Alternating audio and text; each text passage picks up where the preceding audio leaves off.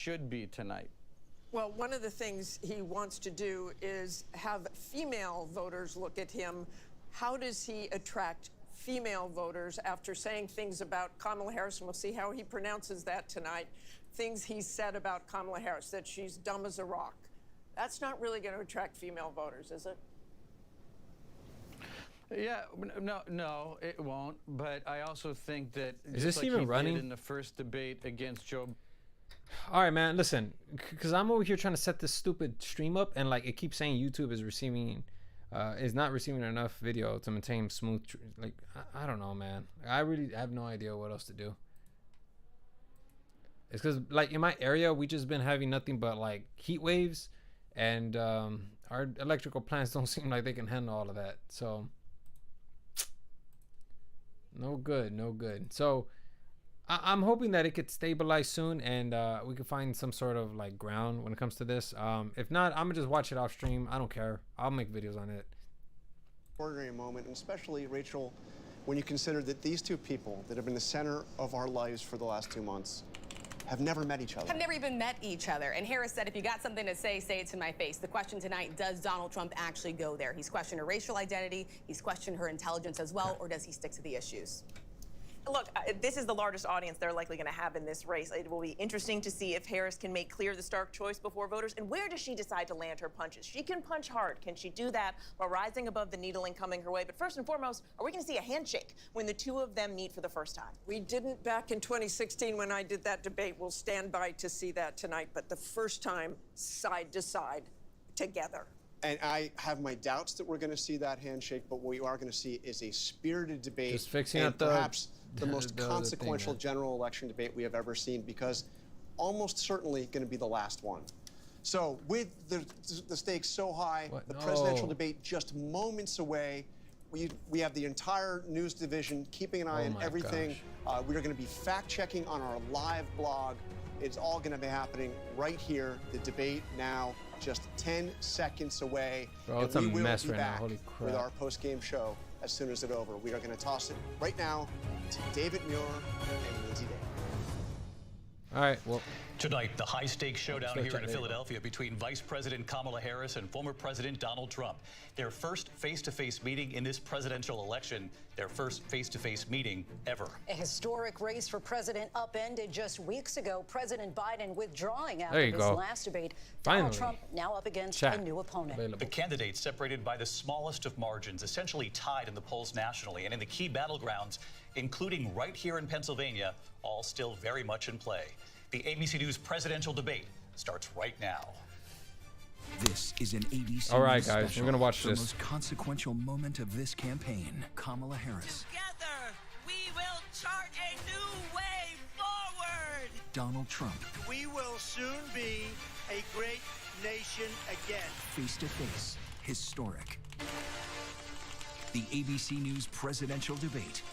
Here now, David Muir and Lindsay Davis. Good evening, I'm David Muir, and thank you for joining us for tonight's ABC News presidential debate. We want to welcome viewers watching on ABC and around the world tonight. Vice President Kamala Harris and President Donald Trump are just moments away from taking the stage in this unprecedented race for president. And I'm Lindsay Davis. Tonight's meeting could be the most consequential event of their campaigns, with Election Day now less than 2 months away. For Vice President Kamala Harris, this is her first debate since President Biden withdrew from the race on July 21st. Of course, that decision followed his debate against President Donald Trump in June. Since then, this race has taken on an entirely new dynamic. And that brings us to the rules of tonight's debate. 90 minutes with 2 commercial breaks. No topics or questions have been shared with the campaigns. The candidates will have 2 minutes to answer questions, and this is the clock. That's what they'll be seeing. 2 minutes for rebuttals and 1 minute for follow-ups, clarifications, or responses. Their microphones will only be turned on when it's their turn to speak. No pre-written notes allowed. There is no audience here tonight in this hall at the National Constitution Center. This is an intimate setting for 2 candidates who have never met. President Trump won the coin toss. He chose to deliver the final closing statement. You know, one of the reasons why that's the case is because they know that that audience influences the viewers at home, you know. So, and Trump can definitely capitalize on the audience, you know. So, you know, these are the terms he agreed to. Kamala Harris. Let's have a good debate. Nice to see you. Have fun. Thank you. Welcome to you both. It's wonderful to have you. It's an honor to have you both here tonight. Good evening. We are looking forward to a spirited and thoughtful debate. So let's get started. I want to begin tonight with the issue that voters repeatedly say is their #1 issue, and that is the economy and the cost of living in this country. Vice President Harris, you and President Trump were elected 4 years ago, and your opponent on the stage here tonight often asks his supporters, are you better off than you were 4 years ago? When it comes to the economy, do you believe Americans are better off than they were 4 years ago? So I was raised as a middle-class kid. And I am actually the only person on this stage who has a plan that is about lifting up the middle class and working people of America. I believe in the ambition, the aspirations, the dreams of the American people. And that is why I imagine and have actually a plan to build what I call an opportunity economy. Because here's the thing. We know that we have a shortage of homes and housing. And the cost of housing is too expensive for far too many people. We know that young families need support to raise their children, and I intend on extending a tax cut for those families of $6,000, which is the largest child tax credit that we have given in a long time, so that those young families can afford to buy a crib, buy a car seat, buy clothes for their children. My passion, one of them, is small businesses. My mother raised my sister and me, but there was a woman who helped raise us. We call her our second mother. She was a small business owner. I love our small businesses. My plan is to give a $50,000 tax deduction to start up small businesses, knowing they are part of the backbone of America's economy. My opponent, on the other hand, his plan is to do what he has done before, which is to provide a tax cut for billionaires and big corporations, which will result in $5 trillion to America's deficit. My opponent has a plan that I call the Trump's sales tax, which would be a 20% tax on everyday goods that you rely on to get through the month. Economists have said that that Trump sales tax would actually result for middle-class families in about $4,000 more a year because of his policies and his ideas about what should be the backs of middle-class people paying for tax cuts for billionaires. President Trump, I'll give you 2 minutes. First of all, I have no sales tax. That's an incorrect statement. She knows that.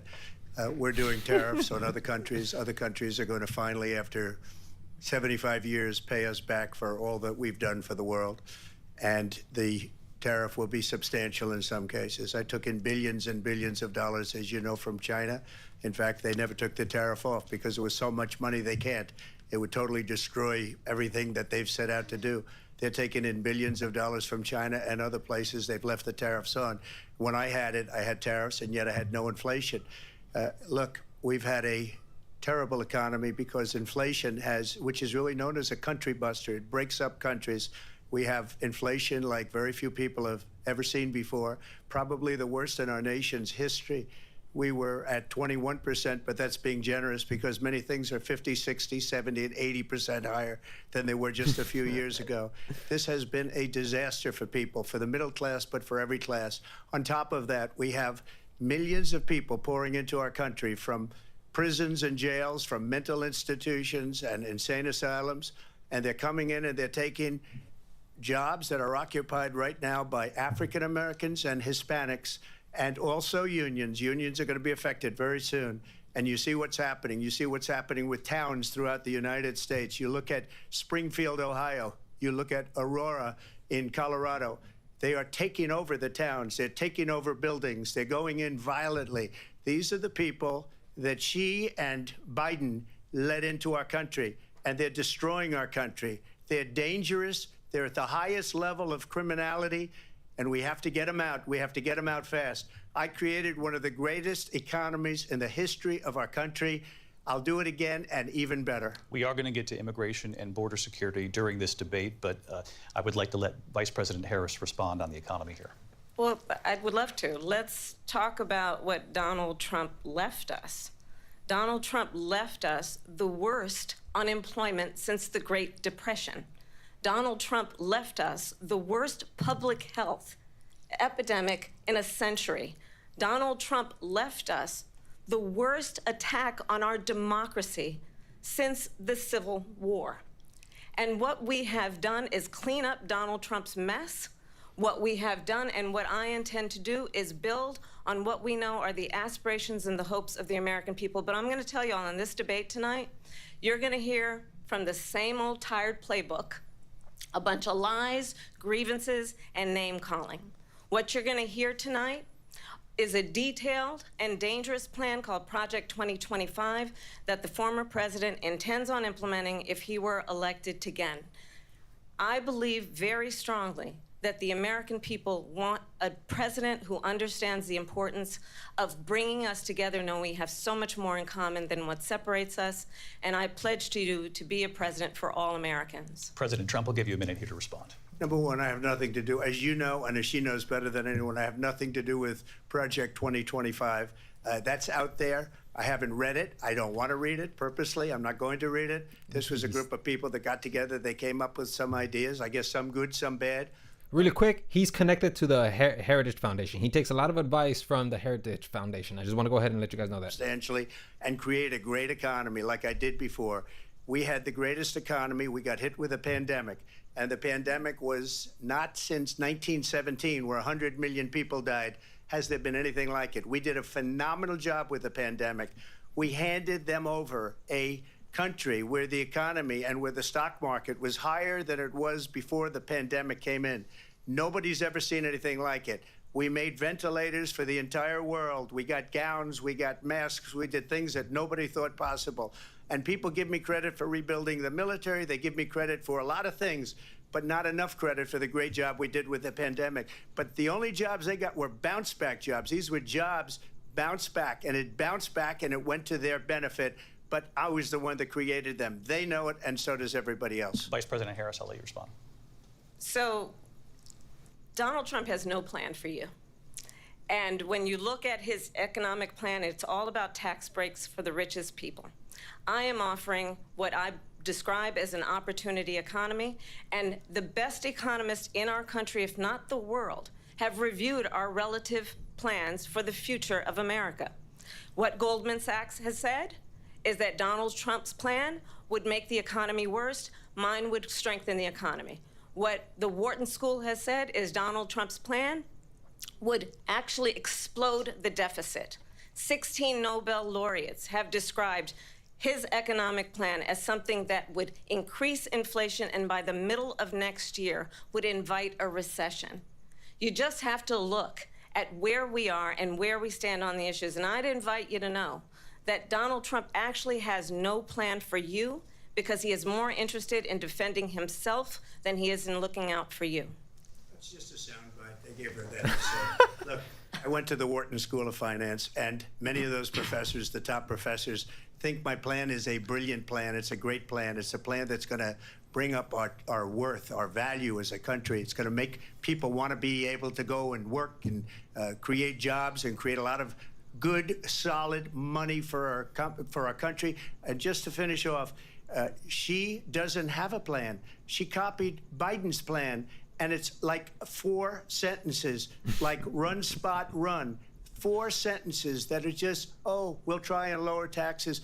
She doesn't have a plan. Take a look at her plan. She doesn't have a plan.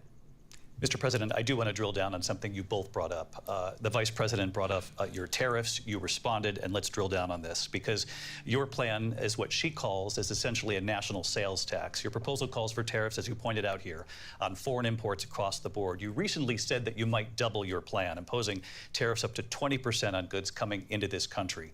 As you know, many economists say that with tariffs at that level, costs are then passed on to the consumer.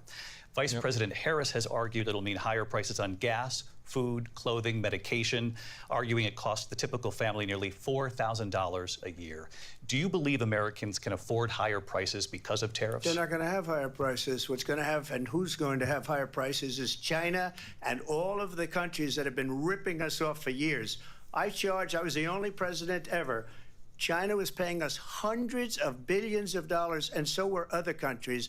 And, you know, if she doesn't like them, they should have gone out and they should have immediately cut the tariffs. But those tariffs are there 3.5 years now under their administration. We are going to take in billions of dollars, hundreds of billions of dollars. I had no inflation, virtually no inflation. They had the highest inflation perhaps in the history of our country, because I've never seen a worse period of time. People can't go out and buy cereal or bacon or eggs or anything else.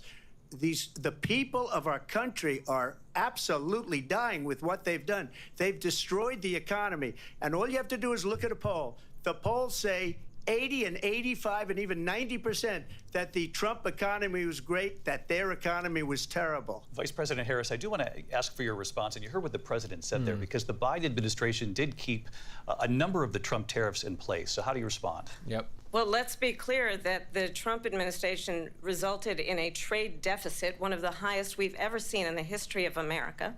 He invited trade wars. You want to talk about his deal with China? What he ended up doing is, under Donald Trump's presidency, he ended up selling American chips to China to help them improve and modernize their military, basically sold us out, when a policy about China should be in making sure the United States of America wins the competition for the 21st century, which means focusing on the details of what that requires, focusing on relationships with our allies, focusing on investing in American-based technology so that we win the race on AI, on quantum computing, focusing on what we need to do to support America's workforce, so that we don't end up having on this. I just want her to answer the question. Why do you still have the tariffs 3 years after he implemented them? About this with COVID is he actually thanked President Xi for what he did during COVID. Look at his tweet.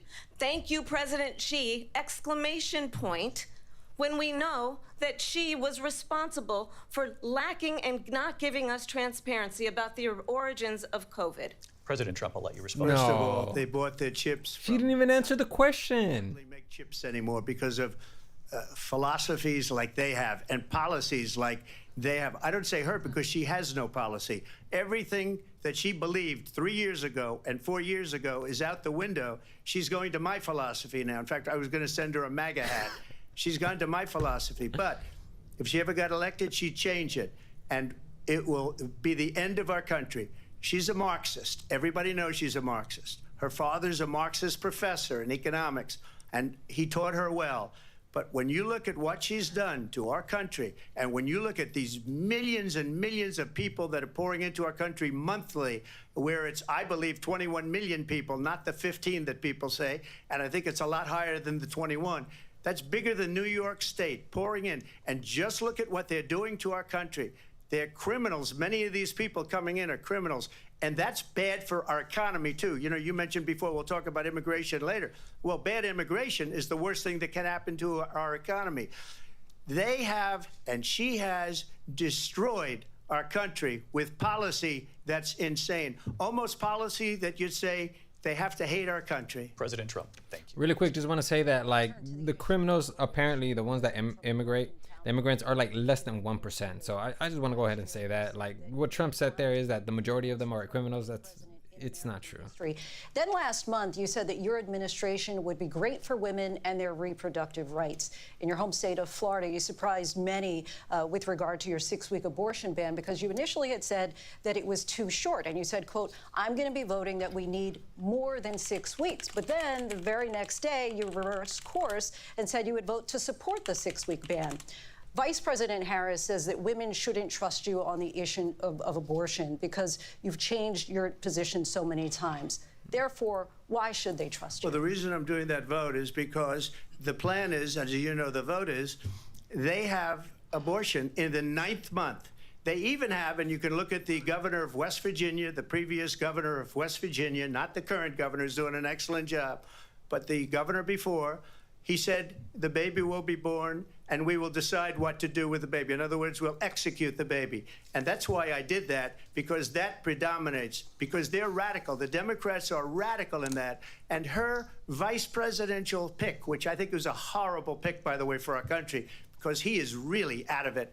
But her vice presidential pick says abortion in the 9th month is absolutely fine. He also says execution after birth. It's execution, no longer abortion, because the baby is born, is okay. And that's not okay with me, hence the vote. But what I did is something for 52 years they've been trying to get Roe v. Wade into the states. And through the genius and heart and strength of 6 Supreme Court justices, we were able to do that. Now, I believe in the exceptions for rape, incest, and life of the mother. I believe strongly in it. Ronald Reagan did also. 85% of Republicans do. Exceptions. Very important. But we were able to get it, and now states are voting on it. And for the first time, you're going to see, look, this is an issue that's torn our country apart for 52 years. Every legal scholar, every Democrat, every Republican, liberal, conservative, they all wanted this issue to be brought back to the states where the people could vote. And that's what happened. Now, Ohio, the vote was somewhat liberal. Kansas, the vote was somewhat liberal, much more liberal than people would have thought. But each individual state is voting. It's the vote of the people now. It's not tied up in the federal government. I did a great service in doing it. It took courage to do it. And the Supreme Court had great courage in doing it. And I give tremendous credit to those 6 justices. There is no state in this country where it is legal to kill a baby after it's born. Madam Vice President, I want to get your response to President Trump. Oh, well, as I said, you're going to hear a bunch of lies, and that's not actually a surprising fact. Let's understand how we got here. Donald Trump hand-selected 3 members of the United States Supreme Court with the intention that they would undo the protections of Roe v. Wade. And they did exactly as he intended. And now in over 20 states, there are Trump abortion bans, which make it criminal for a doctor or nurse to provide health care. In one state, it provides prison for life. Trump abortion bans that make no exception even for rape and incest, which understand what that means. A survivor of a crime of violation to their body does not have the right to make a decision about what happens to their body next. That is immoral. And one does not have to abandon their faith or deeply held beliefs to agree. The government, and Donald Trump certainly, should not be telling a woman what to do with her body. I have talked with women around our country. You want to talk about this is what people wanted? Pregnant women who want to carry a pregnancy to term, suffering from a miscarriage, being denied care in an emergency room because the healthcare providers are afraid they might go to jail, and she's bleeding out in a car in the parking lot. She didn't want that. Her husband didn't want that. A 12 or 13-year-old survivor of incest being forced to carry a pregnancy to term. They don't want that.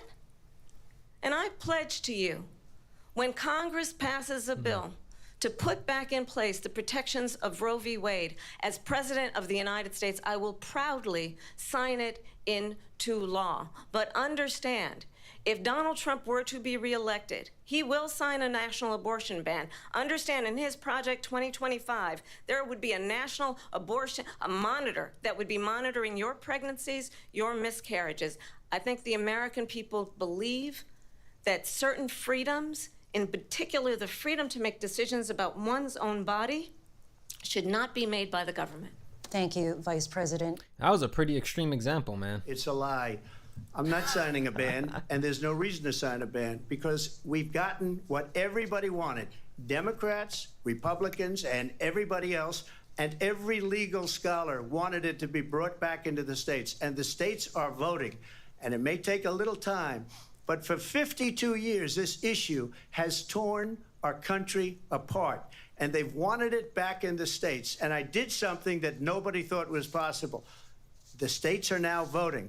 What she says is an absolute lie.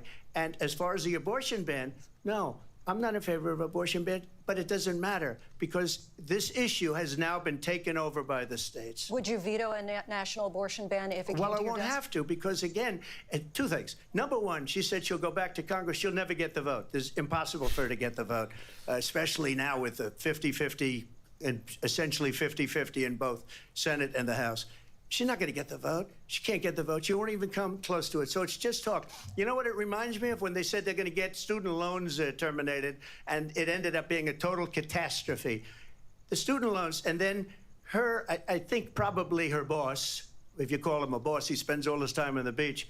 But look, her boss went out and said, we'll do it again. We'll do it a different way. And he went out, got rejected again by the Supreme Court. So all these students got taunted with this whole thing about this whole idea, and how unfair that would have been. Part of the reason they lost to the millions and millions of people that had to pay off their student loans. They didn't get it for free.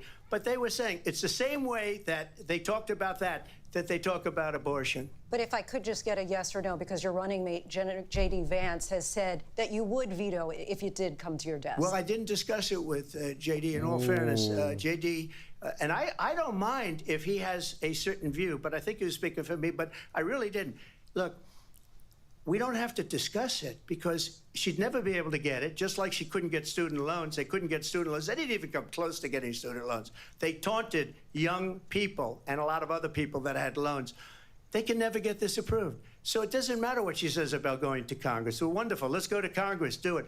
But the fact is that for years they wanted to get it out of Congress and out of the federal government, and we did something that everybody said couldn't be done. And now you have a vote of the people on abortion.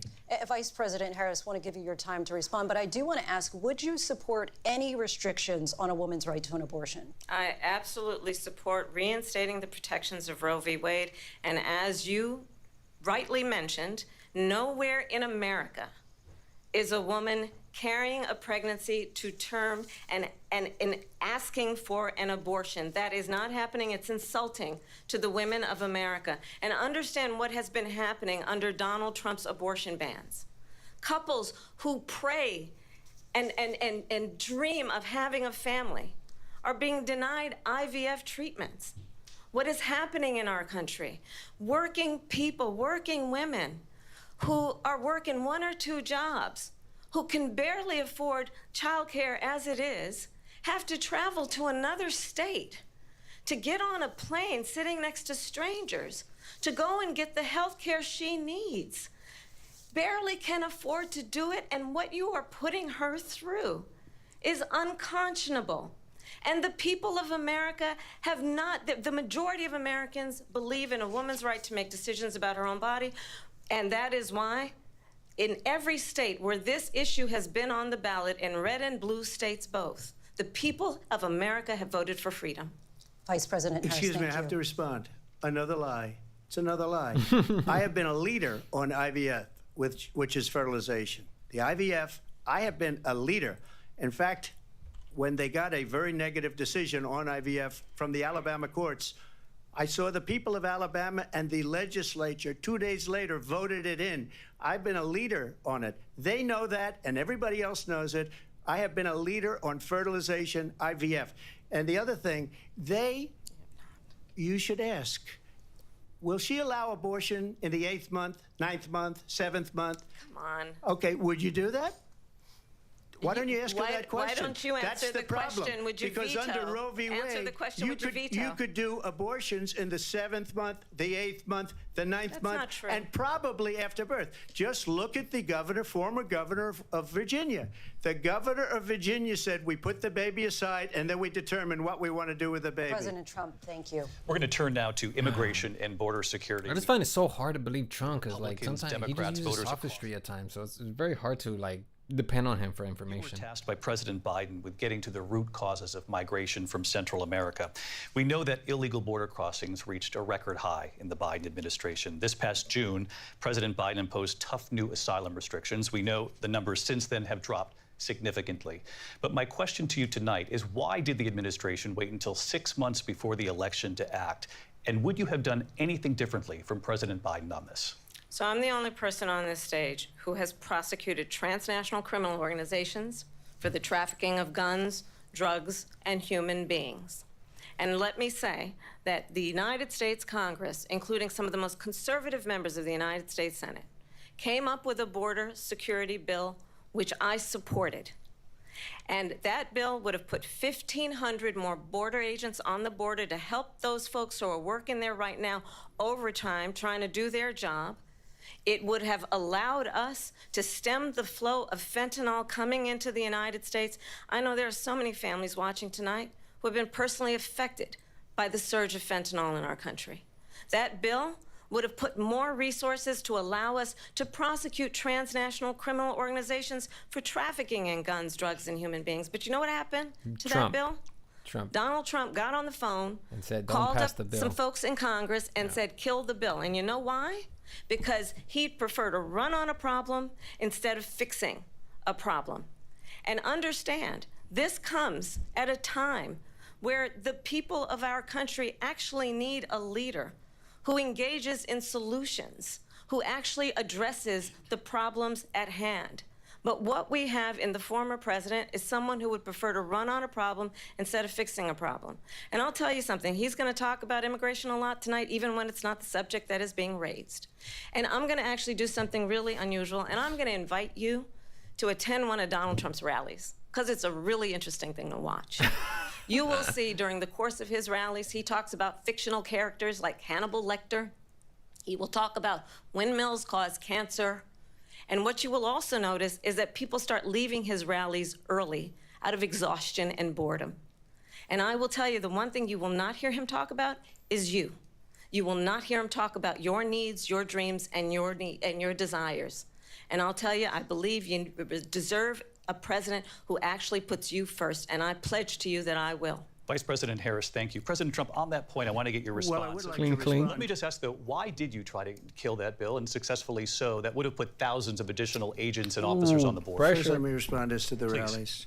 She said people start leaving. People don't go to her rallies. There's no reason to go. And the people that do go, she's bussing them in and paying them to be there, and then showing them in a different light. So she can't talk about that. People don't leave my rallies. We have the biggest rallies, the most incredible rallies in the history of politics. That's because people want to take their country back. Our country is being... Just real quick, like, he's making it about himself, and I think that was the point that she was trying to point out, that he just makes it about himself, and that is kind of what's going on right now. He's kind of proving her point. What they have done to our country by allowing these millions and millions of people to come into our country, and look at what's happening to the towns all over the United States. And a lot of towns don't want to talk. It's not going to be Aurora or Springfield. A lot of towns don't want to talk about it because they're so embarrassed by it. In Springfield, they're eating the dogs, the people that came in. They're eating the cats. They're eating the pets of the people that live there. And this is what's happening in our country, and it's a shame. As far as rallies are concerned, as far as the reason they go is they like what I say. They want to bring our country back. They want to make America great again. It's a very simple phrase, make America great again. She's destroying this country, and if she becomes president, this country doesn't have a chance of success. Not only success, we'll end up being Venezuela on steroids.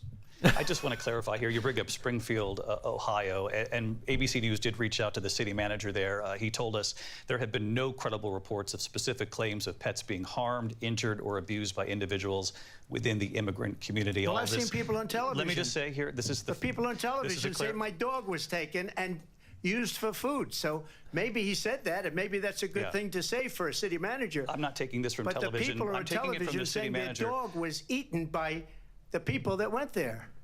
Again, the Springfield city manager says there's no evidence of that. Vice We'll President find Harris, out. I'll let you respond to the rest of it. No, push him back on the immigration You bill. talk about extreme. You know, this Bullshit aside, I think that Trump, like, accepting this debate it sounds like a bad idea, because I feel like they're kind of jumping Trump here. formerly worked with President Bush, Mitt Romney, and John McCain, including the endorsement of former Vice President Dick Cheney and Congress member Liz Cheney. And if you want to really know the inside track on who the former president is, if he didn't make it clear already, just ask people who have worked with him. His former chief of staff, a four-star general, has said he has contempt for the Constitution of the United States.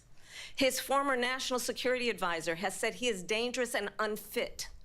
His former Secretary of Defense has said the nation, the Republic, would never survive another Trump term. And when we listen to this kind of rhetoric, when the issues that affect the American people are not being addressed, I think the choice is clear in this election. President Trump, I'll give you a quick minute to respond here. Thank you, because when I hear that, see, I'm a different kind of a person. I fired most of those people. Not so graciously. They did bad things or a bad job. I fired them. They never fired one person. They didn't fire anybody having to do with Afghanistan and the Taliban and the 13 people whose were just killed, viciously and violently killed. And I got to know the parents and the family. They didn't fire. They should have fired all those generals, all those top people, because that was one of the most incompetently handled situations anybody has ever seen. So when somebody does a bad job, I fire him. And you take a guy like Esper. He was no good. I fired him. So he writes a book. Another one writes a book. Because with me, they can write books. With nobody else can they. But they have done such a poor job, and they never fire inflation. They didn't fire any of their economists. They have the same people. That's a good way not to have books written about you. But just to finish, I got more votes than any Republican in history by far. In fact, I got more votes than any president, sitting president, in history by far. Let me continue on immigration. It was what you wanted to talk about earlier, so let's get back to your deportation proposal that the vice president has reacted to as well. President Trump, you call this the largest domestic deportation operation in the history of our country. You say you would use the National Guard. You say if things get out of control, you'd have no problem using the U.S. military. Police, yes. You also said you would use local police. How would you deport 11 million undocumented immigrants? I know you believe that number is much higher. Take us through this. What does this look like? Will authorities be going door to door in this country? Yeah, it is much higher because of them. They allowed criminals, many, many millions of criminals. They allowed terrorists. They allowed common street criminals. They allowed people to come in, drug dealers, to come into our country. And they're now in the United States and told by their countries like Venezuela, don't ever come back or we're going to kill you. Do you know that crime in Venezuela and crime in countries all over the world is way down? You know why? Because they've taken their criminals off the street and they've given them to her to put into our country. And this will be one of the greatest mistakes in history for them to allow. And I think they probably did it because they think they're going to get votes, but it's not worth it because they're destroying the fabric of our country by what they've done. There's never been anything done like this at all. They've destroyed the fabric of our country. Millions of people let in, and all over the world, crime is down all over the world except here. Crime here is up and through the roof. Despite their fraudulent statements that they made, crime in this country is through the roof. And we have a new form of crime. It's called migrant crime. And it's happening at levels that nobody thought possible. President Trump. No, crime is down. It's been down for a while now, since 2020. So yeah. Defrauding statements. They didn't include the worst cities. They didn't include the cities with the worst crime. It was a fraud.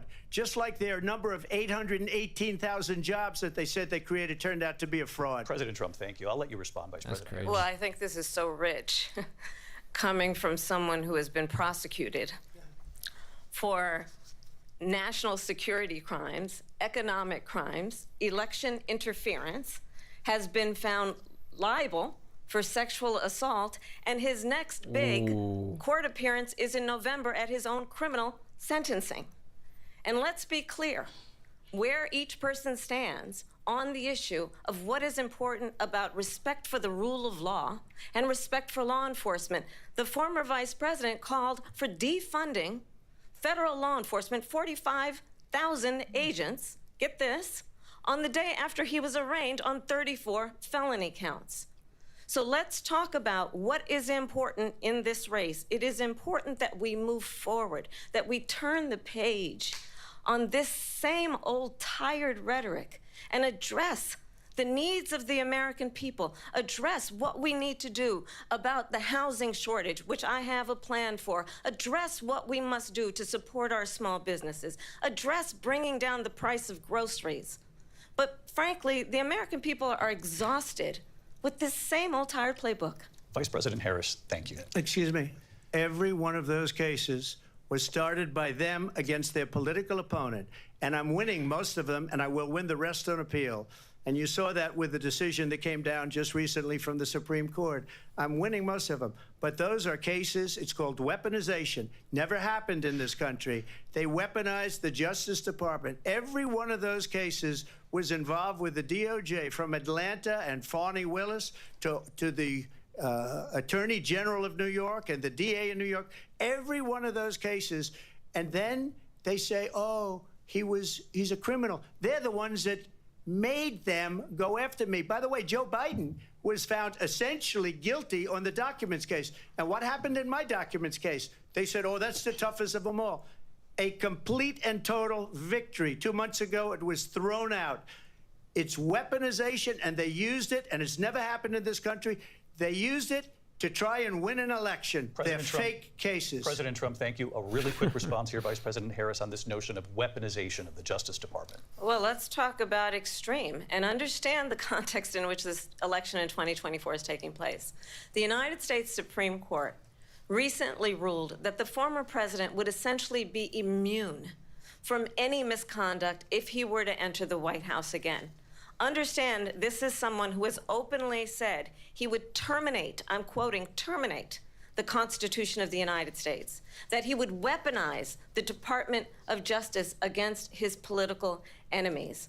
Someone who has openly expressed disdain for members of our military. Understand what it would mean if Donald Trump were back in the White House with no guardrails, because certainly we know now the court won't stop him. We know J.D. Vance is not going to stop him. Ooh. It's up to the American people Vice to President stop Harris, him. thank you. Lindsay? Vice President Harris, in your last run for president. This is the one that weaponized, not me. She weaponized. I probably took a bullet to the head because of the things that they say about me. They talk about democracy. I'm a threat to democracy. They're the threat to democracy with a fake Russia investigation We do have a lot that went nowhere. We have a lot to get to. Lindsay? Oh. Vice President Harris, in your last run for president, you said you wanted to ban fracking. Now you don't. You wanted mandatory government buyback programs for assault weapons. Now your campaign says you don't. You supported decriminalizing border crossings. Now you're taking a harder line. I know you say that your values have not changed. So then why have so many of your policy positions changed? So my values have not changed, and I'm going to discuss every one of at least every point that you've made. But in particular, let's talk about fracking because we're here in Pennsylvania. I made that very clear in 2020. I will not ban fracking. I have not banned fracking as Vice President of the United States. And in fact, I was the tie-breaking vote on the Inflation Reduction Act, which opened new leases for fracking. My position is that we have got to invest in diverse sources of energy so we reduce our reliance on foreign oil. We have had the largest increase in domestic oil production in history because of an approach that recognizes that we cannot over-rely on foreign oil. As it relates to my values, let me tell you, I grew up a middle-class kid raised by a hardworking mother who worked and saved and was able to buy our first home when I was a teenager. The values I bring to the importance of home ownership, knowing not everybody got handed $400 million on a silver platter and then filed bankruptcy 6 times, is a value that I bring to my work to say we are going to work with the private sector and home builders to increase 3 million homes, increase by 3 million homes by the end of my first term. My work that is related to having a friend when I was in high school who was sexually assaulted by her stepfather. And my focus then on protecting women and children from violent crime is based on a value that is deeply grounded in the importance of standing up for those who are most vulnerable. My work that is about protecting Social Security and Medicare is based on long-standing work that I have done, protecting seniors from scams. My values have not changed. And what is important is that there is a president who actually brings values and a perspective that is about lifting people up and not beating people down and name-calling. The true measure of the leader is the leader who actually understands the strength is not in beating people down, it's in lifting people up. I intend to be that president.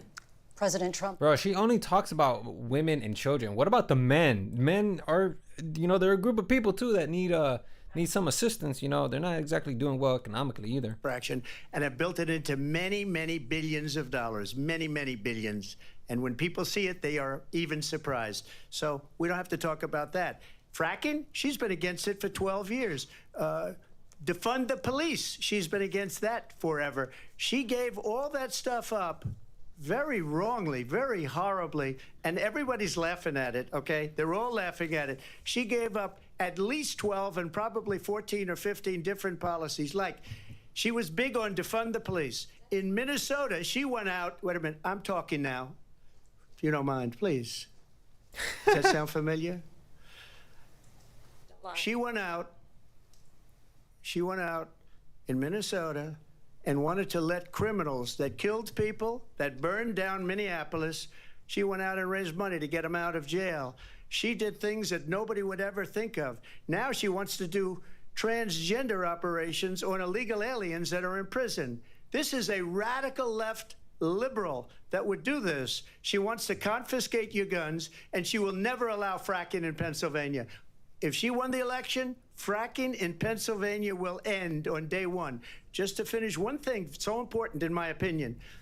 So I got the oil business going like nobody has ever done before. When they took over, they got rid of it, started getting rid of it, and the prices were going up the roof. They immediately let these guys go to where they were. I would have been 5 times, 4 times, 5 times higher, because you're talking about 3.5 years ago.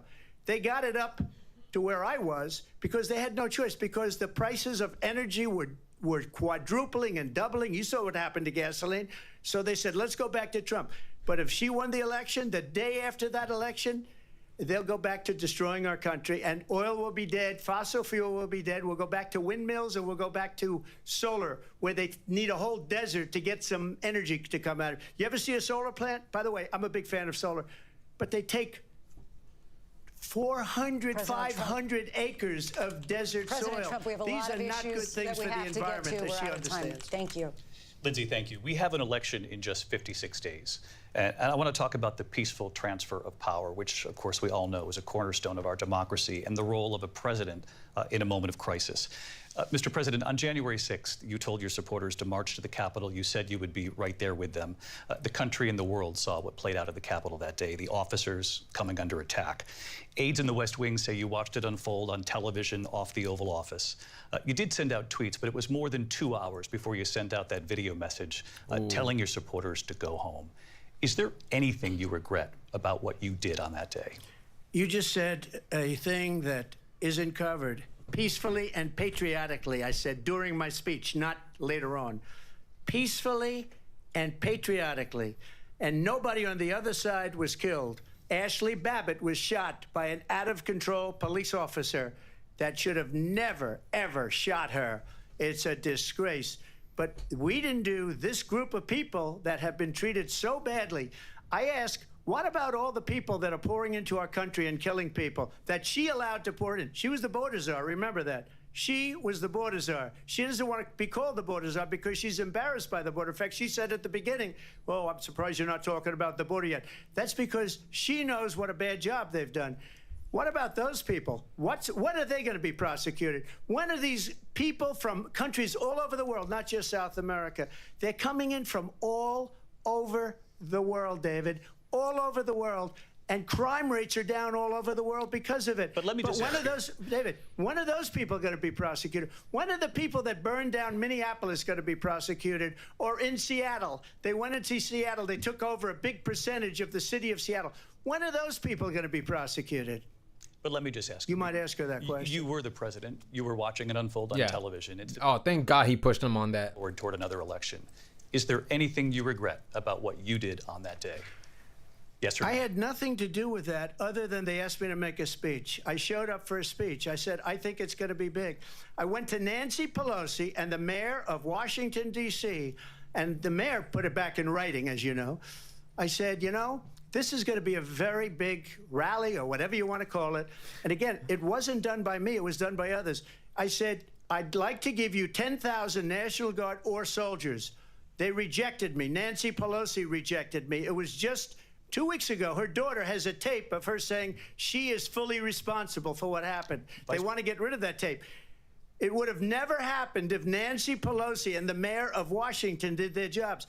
I wasn't responsible for security. Nancy Pelosi was responsible. She didn't do her job. The question was about you as president, not about former Speaker Pelosi, but I do want Vice President Harris to respond here. just to let you guys know, he could have called it off. Just, you know, at least that would have shown intent to call it off. Senator, I was there. And on that day, the President of the United States incited a violent mob to attack our nation's capital, to desecrate our nation's capital. On that day, 140 law enforcement officers were injured, and some died. And understand, the former president has been indicted and impeached for exactly that reason. But this is not an isolated situation. Let's remember Charlottesville, where there was a mob of people carrying tiki torches, spewing anti-Semitic hate. And what did the president then at the time say? There were fine people on each side. Yep. Oh my Let's gosh. remember that when it came to the Proud Boys, a militia, the president said, the former president said, stand back and stand by. So for everyone watching who remembers what January 6th was, I say, we don't have to go back. Let's not go back. We're not going back. It's time to turn the page. And if that was a bridge too far for you, well, there is a place in our campaign for you to stand for country, to stand for our democracy, to stand for rule of law, and to end the chaos, and to end the approach that is about attacking the foundations of our democracy because you don't like the outcome. And be clear on that point. Donald Trump, the candidate, has said in this election there will be a bloodbath if this and the outcome of this election is not to his liking. Let's turn the page on this. Let's not go back. Let's chart a course for the future and not go backwards to the past. Let me just follow up here. It was a different term, and it was a term that related to energy because they have destroyed our energy business. That was where bloodbath was. Also, on Charlottesville, that story has been, as you would say, debunked.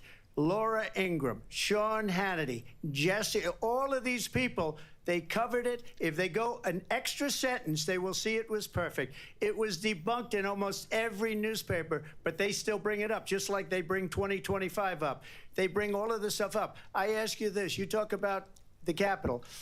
Why are we allowing these millions of people to come through on the southern border? How come she's not doing anything? And I'll tell you what I would do. He's still talking about the border? I would say we would both leave this debate right now. I'd like to see her go down to Washington, D.C. during this debate because we're wasting a lot of time.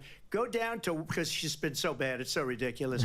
Go down to Washington, D.C. and let her sign a bill to close up the border because they have the right to do it. They don't need bills. They have the right to do it. The President of the United States, you'll get him out of bed, you'll wake him up at 4 o'clock in the afternoon, you'll say, come on.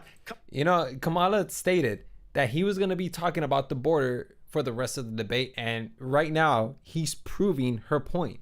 It's already been twice that he's proven her point. That's not a good look for Trump, at least in my opinion. J6. We talked immigration here tonight. I do want to focus on this next issue to both of you because it really brings us this into focus, truth in these times that we're living in.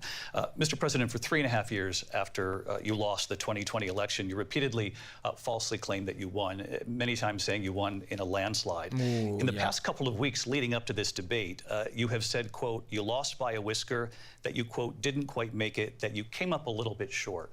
I said that? Are you now acknowledging that you lost in 2020? No, I don't acknowledge that at all. But I you said did that say that. sarcastically. But You know those- that. What? We said, oh, we lost by a whisker. That was said sarcastically. Look, there's so much proof. All you have to do is look at it. And they should have sent it back to the legislatures for approval.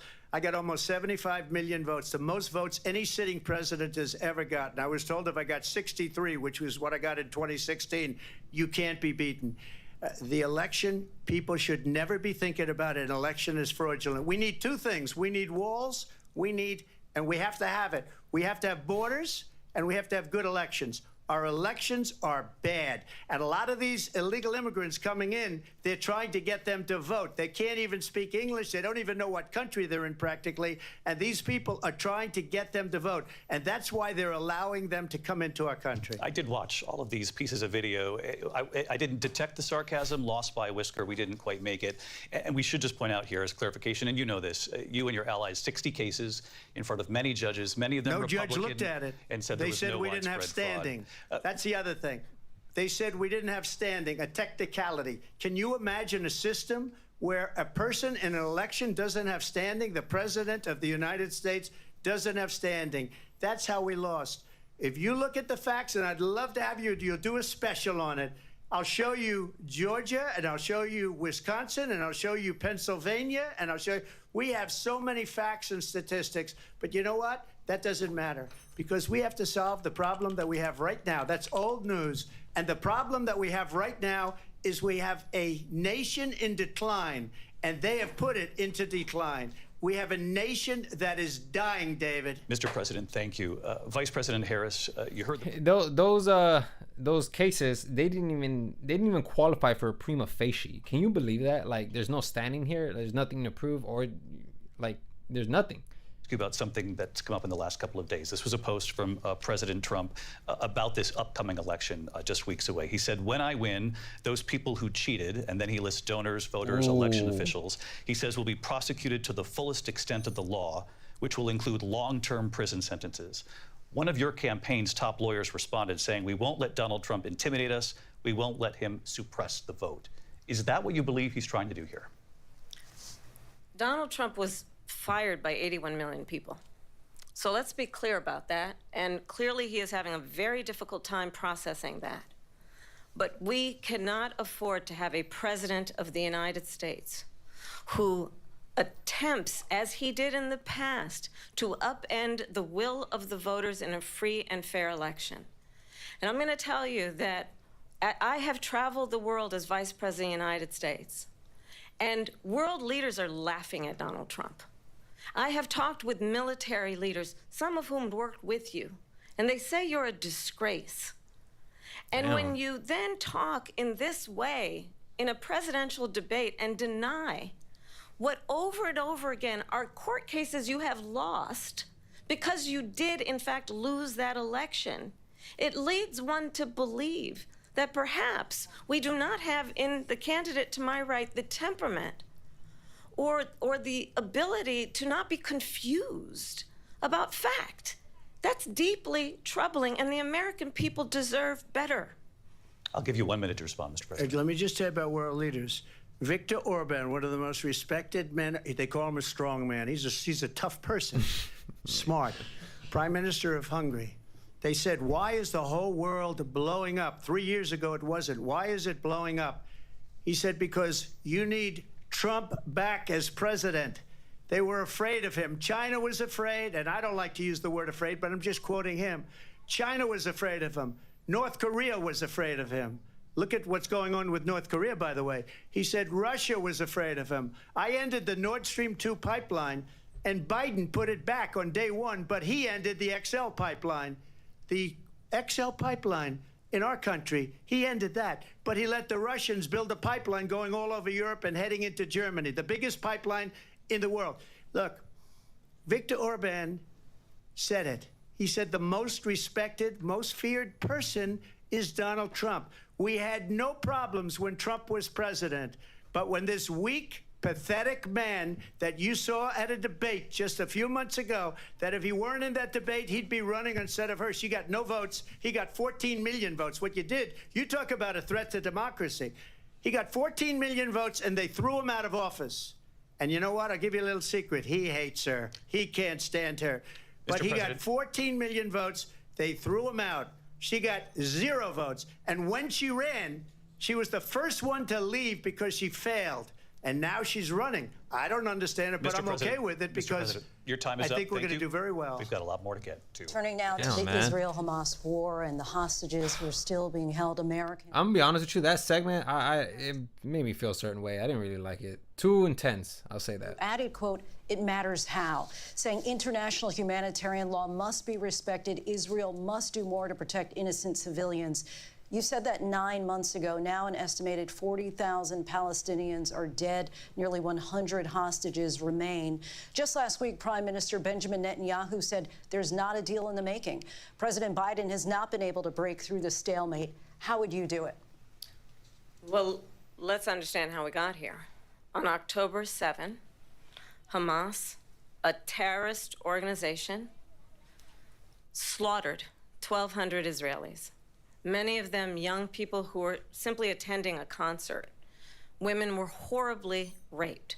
And so absolutely, I said then, I say now, Israel has a right to defend itself. We would. And how it does so matters. Because it is also true, far too many innocent Palestinians have been killed. Children, mothers. What we know is that this war must end. It must end immediately, and the way it will end is we need a ceasefire deal and we need the hostages out. And so we will continue to work around the clock on that. Work around the clock, also understanding that we must chart a course for a two-state solution. And in that solution, there must be security for the Israeli people and Israel, and in equal measure for the Palestinians. But the one thing I will assure you always, I will always give Israel the ability to defend itself, in particular as it relates to Iran and any threat that Iran and its proxies pose to Israel. But we must have a two-state solution where we can rebuild Gaza, where the Palestinians have security, self-determination, and the dignity they so rightly deserve.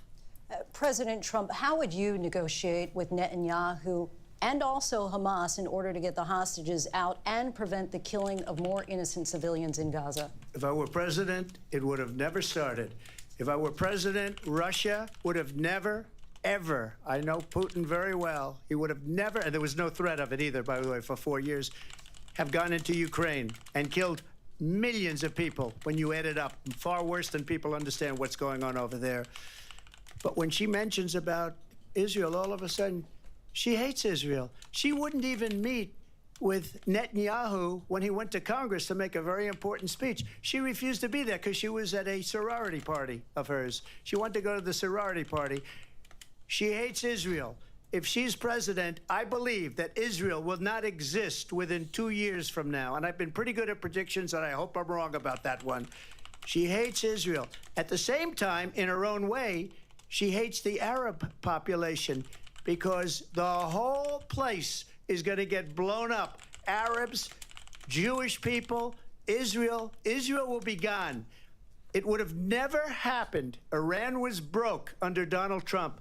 Now Iran has $300 billion because they took off all the sanctions that I had. Iran had no money for Hamas or Hezbollah or any of the 28 different spheres of terror, and they are spheres of terror, horrible terror. They had no money. It was a big story, and you know it. You covered it very well, actually. They had no money for terror. They were broke. Now they're a rich nation, and now what they're doing is they're spreading that money around. Look at what's happening with the Houthis and Yemen. Look at what's going on in the Middle East. This would have never happened. I will get that settled and fast, and I'll get the war with Ukraine and Russia ended. If I'm president-elect, I'll get it done before even becoming president. Vice President Harris says you hate Israel. That's absolutely not true. I have my entire career and life supported Israel and the Israeli people. He knows that. He's trying to, again, divide and distract from the reality, which is it is very well known that Donald Trump is weak and wrong on national security and foreign policy. It is well known that he admires dictators, wants to be a dictator on day one, according to himself.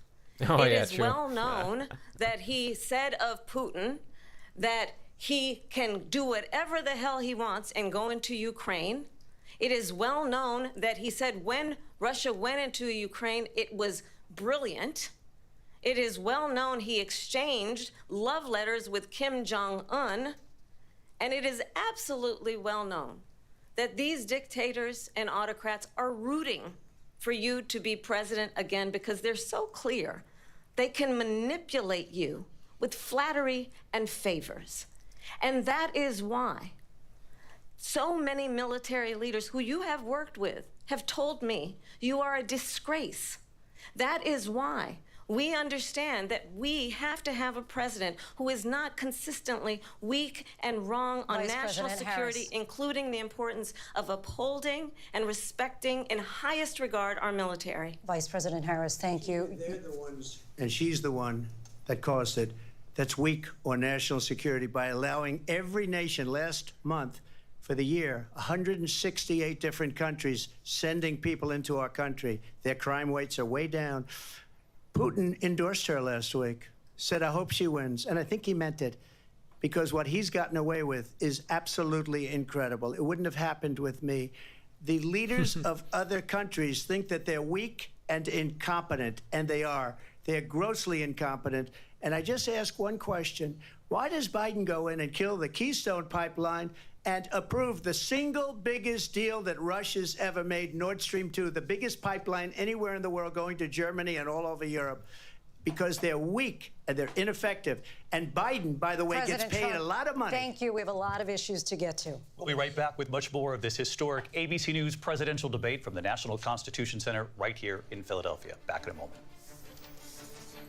Man, dude. Hang on. The ABC News presidential.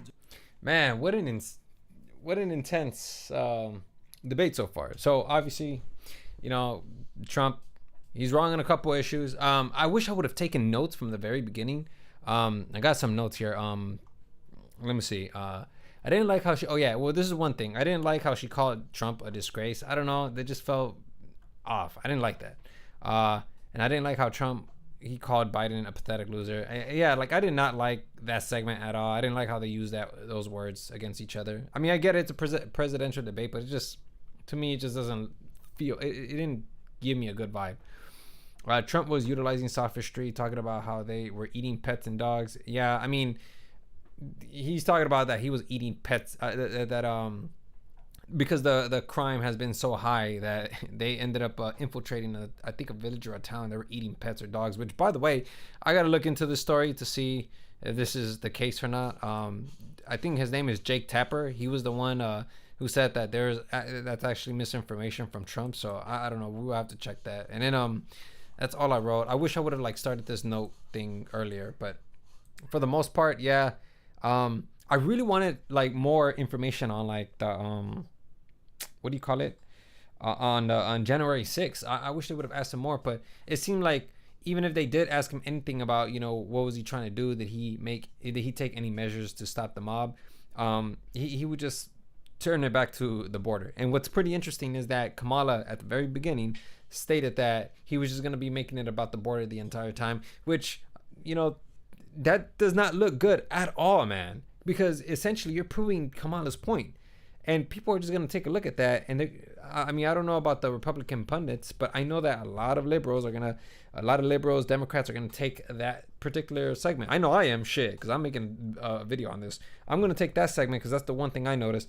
And I'm going to showcase every single moment that he talked about when talking about the border. It's a lot of them, and it doesn't look good at all, because essentially, he's predictable. And that doesn't look good at all. Well, yeah, that doesn't look good at all. I was going to say that potentially people can determine whether he's going to continue the same behavior, but I don't know if that's going to translate into that. What else did I notice? So far, that's what I've noticed. They haven't really talked much about policy other than oil and fracking. Obviously Pennsylvania, let me see. I was reading a little bit about it right now, but let me see. Why? No. Fracking and Kamala Harris. why fracking could help. Okay, so there's this guy who ended up making a video 12 hours ago. Let me go ahead and showcase that. So there's this guy right here, but because I don't really know too much about this, like, you know, it has something to do with Pennsylvania and fracking, which if you don't know what fracking is, essentially fracking, or it's like when I think it has something to do with oil. Let me see, what is fracking? Producing oil, I believe. Let me see. Fracking, hydraulic fracturing, is a method used to extract oil. Yeah, producing oil or extracting oil and natural gas from shale and other tight rock formations. So there's apparently there's like some sort of connection between fracking and Pennsylvania. I don't know what it is. They haven't mentioned it, but because she was like, no, I don't want to ban it.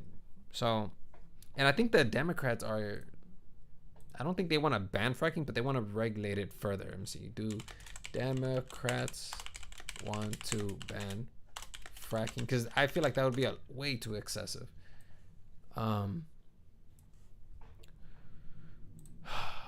Let's see.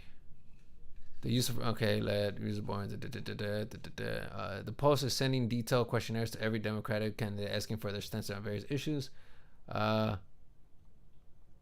Yeah, so it seems like they want to regulate it for sure. Fossil fuels, power plants. We compile candidate positions. I want like a quick answer though, but it doesn't really seem to be a quick answer. What if I ask this? Do most Democrats support fracking? Democrats don't need to back fracking to win Pennsylvania. Okay, whatever. Anyways, we'll look at this later and see what's up. It's back. This conflict. Mr. President, it has been the position of the Biden administration that we must defend Ukraine from Russia, from Vladimir Putin, to defend their sovereignty, their democracy, that it's in America's best interest to do so, arguing that if Putin wins, he may be emboldened to move even further into other countries. You have said you would solve this war in 24 hours. You said so just before the break tonight.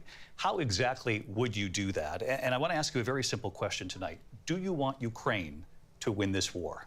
I want the war to stop. I want to save lives that are being people being killed by the millions. It's the millions. It's so much worse than the numbers that you're getting, which are fake numbers. Look, we're in for 250 billion or more because they don't ask Europe, which is a much bigger beneficiary to getting this thing done than we are. They're in for $150 billion less because Biden and you don't have the courage to ask Europe like I did with NATO. They paid billions and billions, hundreds of billions of dollars when I said, either you pay up or we're not going to protect you anymore. So that's maybe one of the reasons they don't like me as much as they like weak people.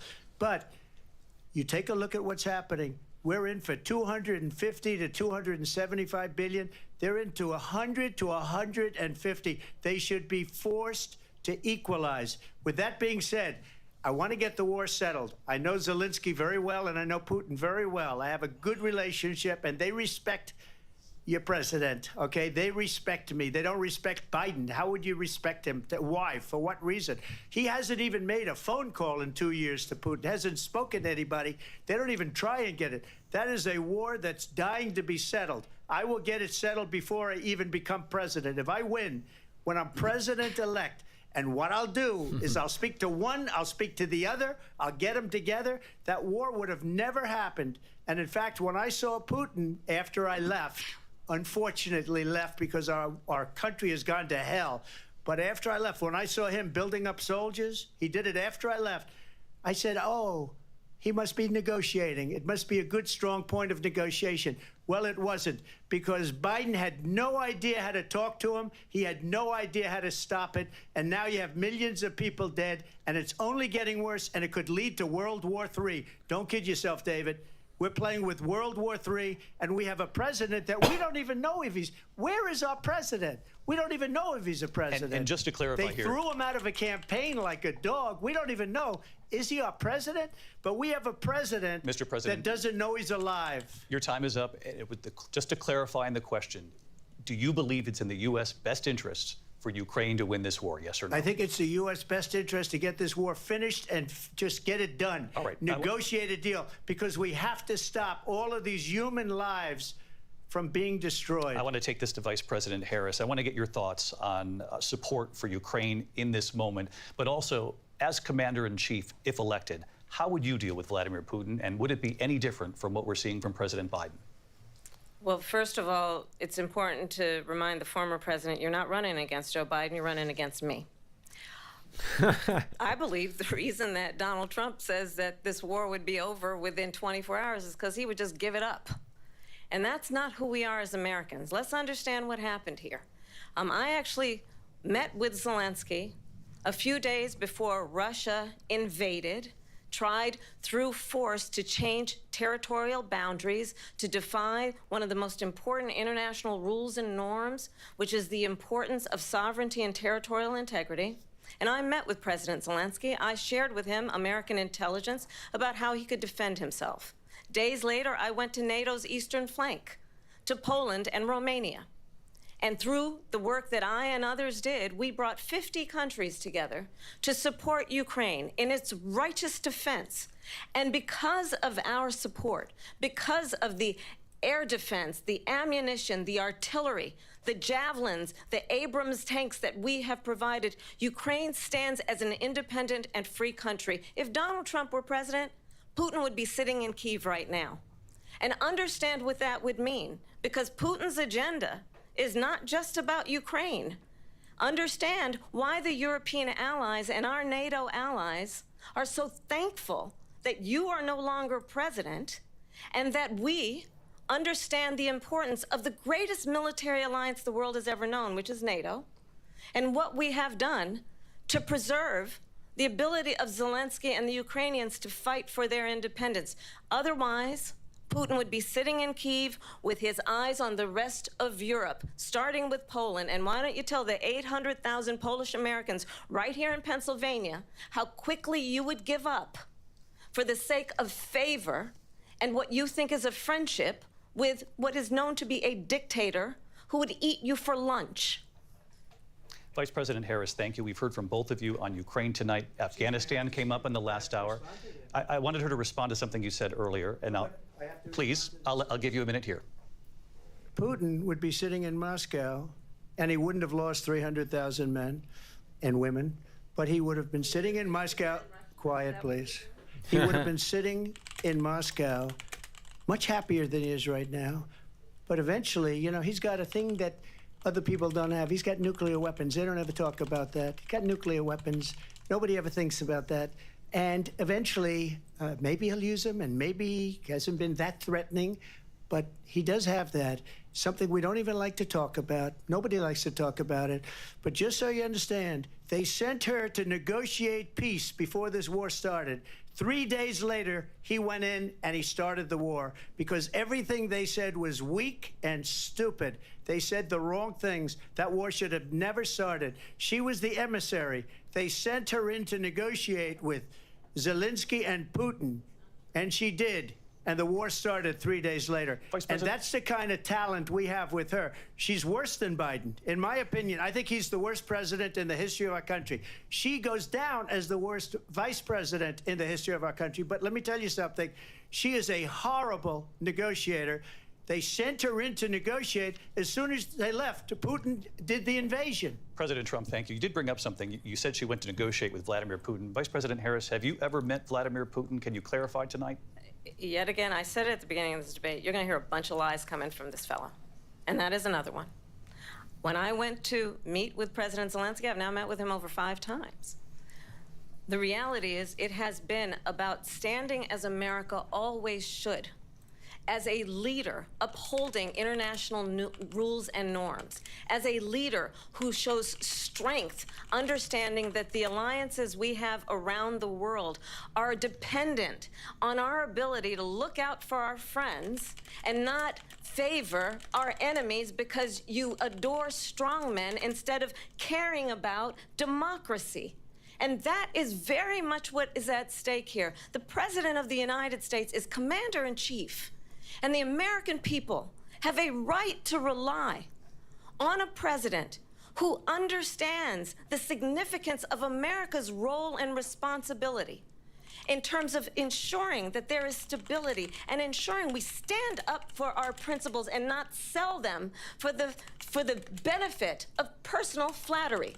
We've talked about Ukraine and Vladimir Putin. I do want to talk about Afghanistan. It came up in the first hour of this debate.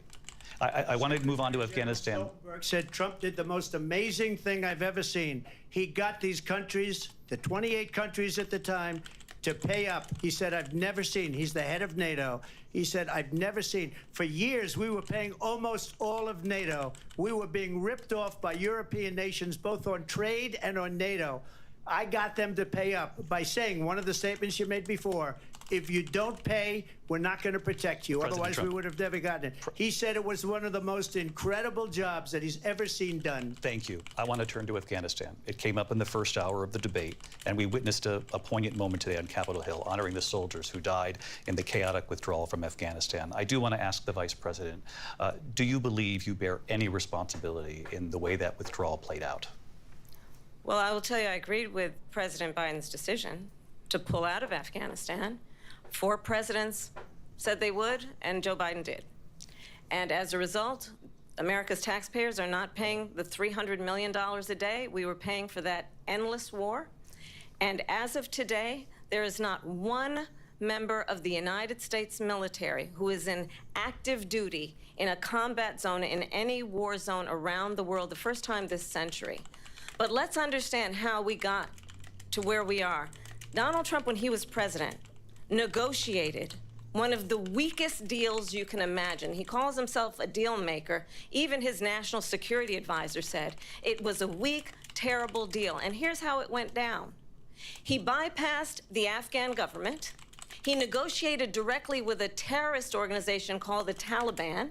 The negotiation involved the Taliban getting 5,000 Taliban terrorists released. And get this, and the president at the time invited the Taliban to Camp David, a place of storied significance for us as Americans, a place where we honor the importance of American diplomacy, where we invite and receive respected world leaders. And this former president, as president, invited them to Camp David because he does not again appreciate the role and responsibility of the President of the United States to be commander-in-chief with a level of respect. And this gets back to the point of how he has consistently disparaged and demeaned members of our military, fallen soldiers, and the work that we must do to uphold the strength and the respect of the United States of America around the world. Vice President Harris, thank you. President Trump, your response to her saying that you began the negotiations with the Taliban. So, if you take a look at that period of time, the Taliban was killing our soldiers, a lot of them, with snipers. And I got involved with the Taliban because the Taliban was doing the killing. That's the fighting force within Afghanistan. They don't bother doing that because, you know, they deal with the wrong people all the time. But I got involved. And Abdul is the head of the Taliban. He is still the head of the Taliban. And I told Abdul, don't do it anymore. You do it anymore, you're going to have problems. And he said, why do you send me a picture of my house? I said, you're going to have to figure that out, Abdul. And for 18 months, we had nobody killed. We did have an agreement negotiated by Mike Pompeo. It was a very good agreement. The reason it was good, we were getting out. We would have been out faster than them, but we wouldn't have lost the soldiers. We wouldn't have left many Americans behind, and we wouldn't have left $85 billion worth of brand new, beautiful military equipment behind. And just to finish, they blew it. The agreement said you have to do this, and they didn't do it.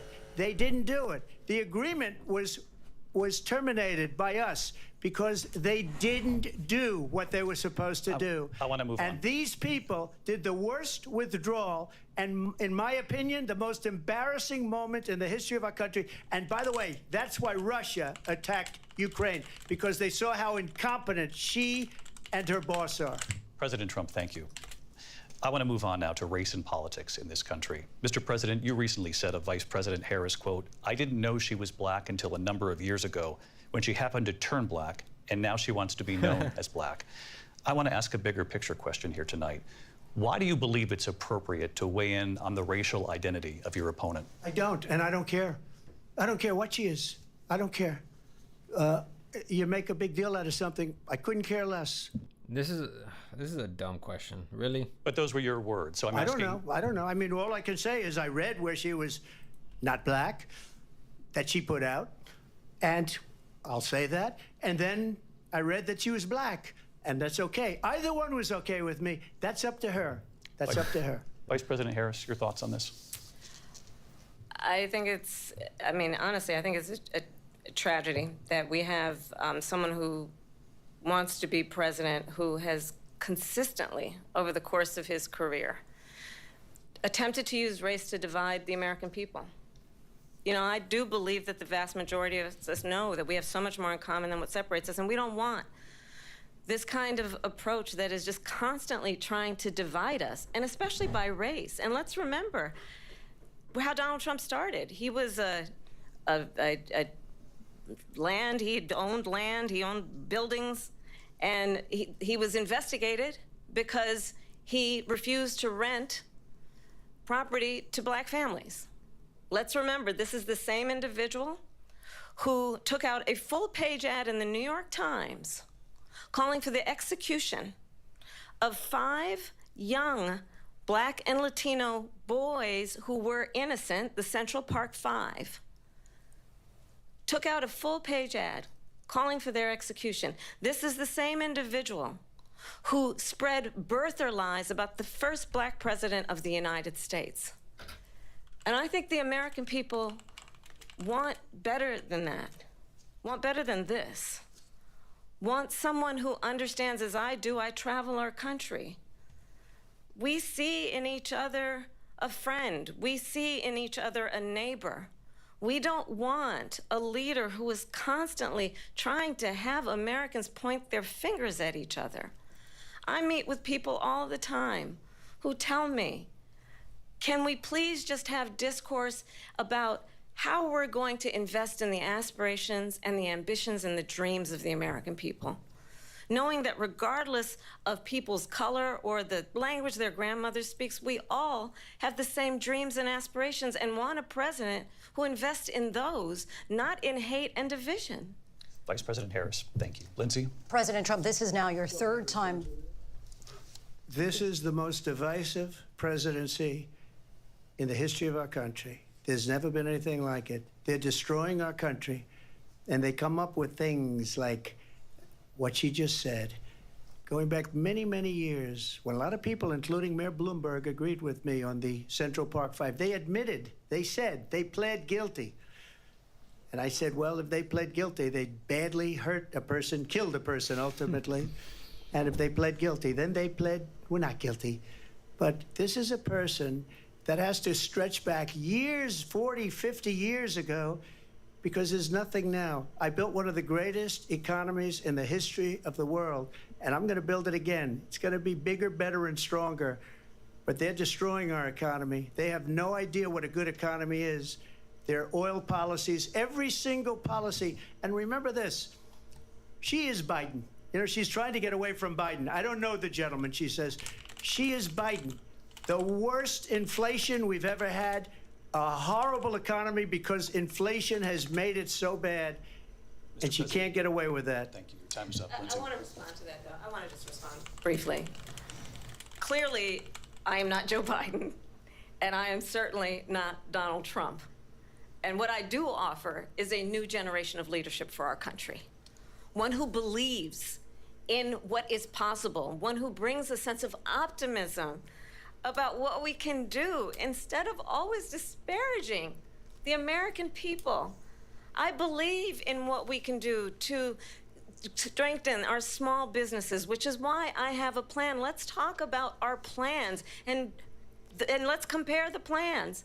I have a plan to give startup businesses $50,000 tax deduction, to pursue their ambitions, their innovation, their ideas, their hard work. I have a plan, $6,000 for young families for the first year of your child's life, to help you in that most critical stage of your child's development. I have a plan that is about allowing people to be able to pursue what has been fleeting in terms of the American dream by offering a help with down payment of $25,000 down payment assistance for first-time home buyers. That's the kind of conversation, I believe, David, that people really want tonight, as opposed to a conversation that is constantly about belittling and name-calling. Let's turn the page Vice President and move Harris, forward. thank you. Let's turn to policy. President Let's Trump, turn back we to have policy. to move on. President Trump. Let's turn to policy. Let him respond. Let him respond. To defund the police. She has a plan to confiscate everybody's gun. President Trump, she we has do a have to plan move on to not other allow issues. fracking in Pennsylvania or anywhere else. Okay. That's Mr. what her President. plan is until just recently. I just need Lindsay, to go ahead. respond President because Trump, no, the President former Trump. president has No, said I'm something sorry. twice that I need to No, respond to. I'm sorry. We're I just going need to move respond on, Vice one President time Harris. to what he has President said Trump, this multiple is times. now your Yes. third time running for president. You have long vowed to repeal and replace the Affordable Care Act, also known as Obamacare. You have failed to accomplish that. You now say you're going to keep Obamacare, quote, unless we can do something much better. Correct. Last month, you said, quote, we're working on it. So tonight, 9 years after you first started running, do you have a plan, and can you tell us what it is? Obamacare was lousy health care, always was. It's not very good today. And what I said, that if we come up with something, and we are working on things, we're going to do it and we're going to replace it. But remember this, I inherited Obamacare because Democrats wouldn't change it. They wouldn't vote for it. They were unanimous. They wouldn't vote to change it. If they would have done that, we would have had a much better plan than Obamacare. But the Democrats came up. They wouldn't vote for it. I had a choice to make when I was president. Do I save it and make it as good as it can be, never going to be great, or do I let it rot? And I felt I had an obligation, even though politically it would have been good to just let it rot and let it go away. I decided, and I told my people, the top people, and they're very good people. I have a lot of good people in that administration. We read about the bad ones. We had some real bad ones, too, and so do they. They have really bad ones. The difference is they don't get rid of them. But let me just explain. I had a choice to make. Do I save it and make it as good as it can be, or do I let it rot? And I saved it. I did the right thing. But it's still never going to be great, and it's too expensive for people. And what we will do is we're looking at different plans. If we can come up with a plan that's going to cost our people, our population, less money and be better health care than Obamacare, then I would absolutely do it. But until then, I'd run it as good as it can be run. So just a yes or no, you still do not have a plan? I have concepts of a plan. I'm not president right now. But if we come up with something, I would only change it if we come up with something that's better and less expensive. And there are concepts and options we have to do that. And you'll be hearing about it in the not-too-distant future. Vice President Harris, in 2017, you supported Bernie Sanders' proposal to do away with private insurance and create a government-run healthcare system. 2 years later, you proposed a plan that included a private insurance option. What is your plan today? Well, first of all, I absolutely support, and over the last 4 years as vice president, private healthcare options. But what we need to do is maintain and grow the Affordable Care Act. But I'll get to that, Lindsay. I just need to respond to a previous point that the former president has made. I've made very clear my position on fracking. And then this business about taking everyone's guns away. Tim Walz and I are both gun owners. We're not taking anybody's guns away. So stop with the continuous lying about this stuff. As it relates to the Affordable Care Act, understand, just look at the history to know where people stand. When Donald Trump was president, 60 times he tried to get rid of the Affordable Care Act. 60 times. I was a senator at the time when I will never forget the early morning hours when it was up for a vote in the United States Senate. And the late, great John McCain, who you have disparaged as being you don't like him, you said, at the time because he got caught. He was an American hero. The late, great John McCain, I will never forget that night, walked onto the Senate floor and said, no, you don't. No, you don't. No, you don't get rid of the Affordable Care Act. You have no plan. And what the Affordable Care Act has done is eliminate the ability of insurance companies to deny people with pre-existing conditions. I don't have to tell the people watching tonight, you remember what that was like? Remember when an insurance company could deny if a child had asthma, if someone was a breast cancer survivor, if a grandparent had diabetes? And thankfully, as I've been vice president, and we, over the last 4 years, have strengthened the Affordable Care Act, we have allowed for the first time Medicare to negotiate drug prices on behalf of you, the American people. Donald Trump said he was going to allow Medicare to negotiate drug prices. He never did. We did. And now we have capped the cost of insulin at $35 a month. Since I've been vice president, we have capped the cost of prescription medication for seniors at $2,000 a year. And when I am president, we will do that for all people, understanding that the value I bring to this is that access to health care should be a right and not just a privilege of those who can afford it. And the plan has to be to strengthen the Affordable Care Act, not get rid of it, Vice pass President his prologue Harris, thank in terms you. of where Donald Trump stands on that. I want to move to an issue that's important for a lot She made a of... mistake. Number one, John McCain fought Obamacare for 10 years. But it wasn't only him. It were all of the Democrats that kept it going.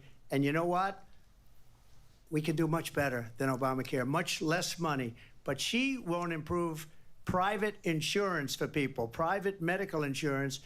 That's another thing she doesn't want to get. President People Trump. are paying privately for insurance that have worked hard and made money, and they want to have private. She wants everybody to be on government insurance where you wait 6 months for an operation that you need immediately. President Trump, thank you. We have another issue that we'd like to get to that's important for a number of Americans, in particular younger voters, and that's climate change. President Trump, with regard to the environment, you say that we have to have clean air and clean water. Vice President Harris, you call climate change an existential threat. The question to you both tonight is, what would you do to fight climate change? And Vice President Harris, we'll start with you. 1 minute for you each.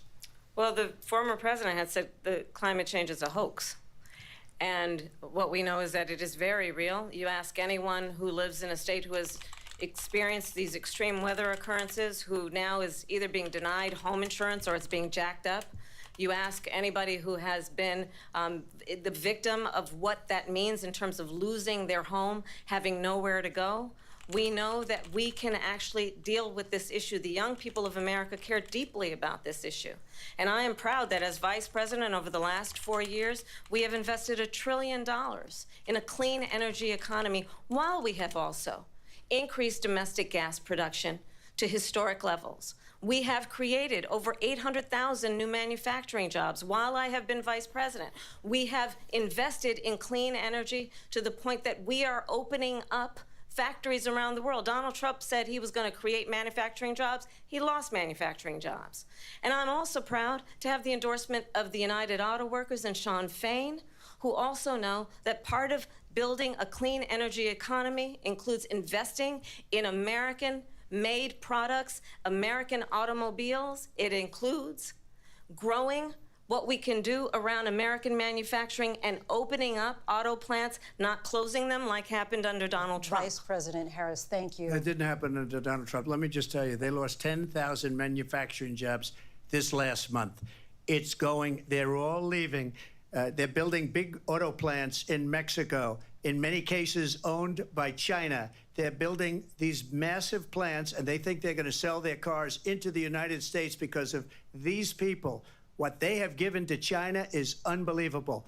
But we're not going to let that. We'll put tariffs on those cars so they can't come into our country, because they will kill the United Auto Workers and any auto worker, whether it's in Detroit or South Carolina or any other place.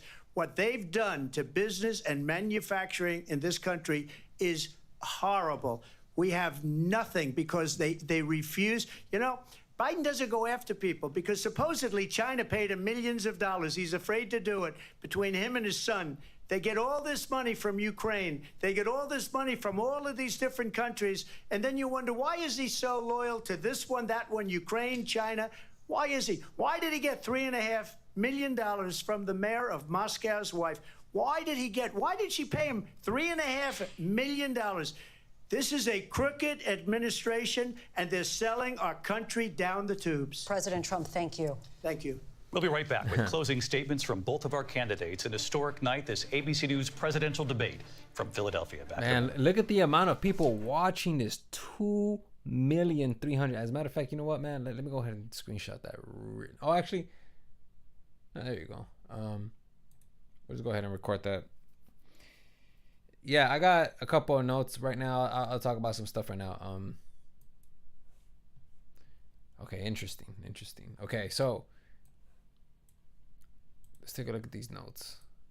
Yeah, I'll do it this. All right, for sure. So let's see. Where do we start? How many troops Russia has lost or not? Oh, okay. We'll go ahead and start there. There's a lot of stuff that I wrote down. So I was looking at this paper while like the debate was kind of going on, and I was curious to know like just how many troops have perished from this war. Now I ended up reading a very interesting little segment of this. Where is it at? The total number of Ukrainian and Russian troops killed or wounded since the war in Ukraine began 18 months ago, nearing 500,000. Okay, U.S. officials said a staggering toll as Russia assaults its next door neighbor and tries to seize more territory. Russia's military casualties, and officials said, we are approaching 300,000. Okay, so this is Russia. Russia currently is approaching 300,000 casualties. The number includes as many as 120,000 deaths and 170,000 to 180,000 injured troops. The Russian numbers dwarf the Ukrainian figures, which the officials put close to 70,000 or killed and 100,000 to 120,000 wounded. And then I was kind of looking at this paragraph here. In just a year and a half, Ukraine's military deaths have already surpassed the number of American troops who died during the nearly 2 decades U.S. units were in Vietnam. Fuck, I don't know what's going on. Fucking my tongue. I think it's taking a break. Wake up. Okay. In just a year and a half. Okay. The point is that in 2 decades, Ukraine has lost roughly the same amount in just a year and a half, which is 58,000, which is pretty insane. And if you take a look at this segment here, or not segment, but like this figure, Afghanistan from 2001 to 2021 around 69,000. So that's 2 decades, and they're about to reach that number in just a year and a half. It's pretty incredible how many people are perishing in this war. So yeah, obviously like somebody has to do something, right? How's it going so far? Okay, still in commercials. That's good. So yeah, I thought that was pretty interesting, man. They don't want to discuss what their plans are going to be. I think that's quite obvious because they want to implement the plan once they reach office. They don't want the other person to obviously gain the advantage or take their ideas, or like Trump, former President Trump stated in the interview with Lex Fridman, it's all about the element of surprise. So I guess his plan includes the element of surprise, if you're curious. All right, so that was a pretty interesting segment. Let's see. Allied nations were happy about how former President Trump stepping down from the presidency. Okay, so yeah, I remember seeing articles and a couple of videos talking about how our allied nations, and when I say allied nations, I'm talking about nations that belong to NATO. They were pretty ecstatic at the fact that Trump was stepping down from the presidency, because as you guys know, Trump, he was kind of threatening them to either pay or they won't defend them, which, by the way, that is impossible. We have to step in. I forgot the reason why we have to step in, but all I know is that we have to defend them if they are attacked. Let me see. Why do we have to attack? No, why do we have to defend NATO nations, even if they don't have an efficient army or military? Not army. NATO's collective defense principle is based on the idea that an attack... but this is AI, though. I don't really want to read AI.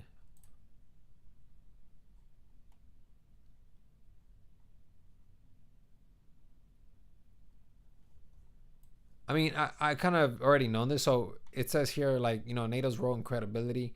If the United States wavers on the NATO alliance, it could project weakness to adversaries, which could invite further aggression. Yeah, so that's one of the reasons that I've seen quite often, but that doesn't really exactly answer my question, though. But anyways, let's just go back. Closing statements, and Vice President Harris, we begin with you.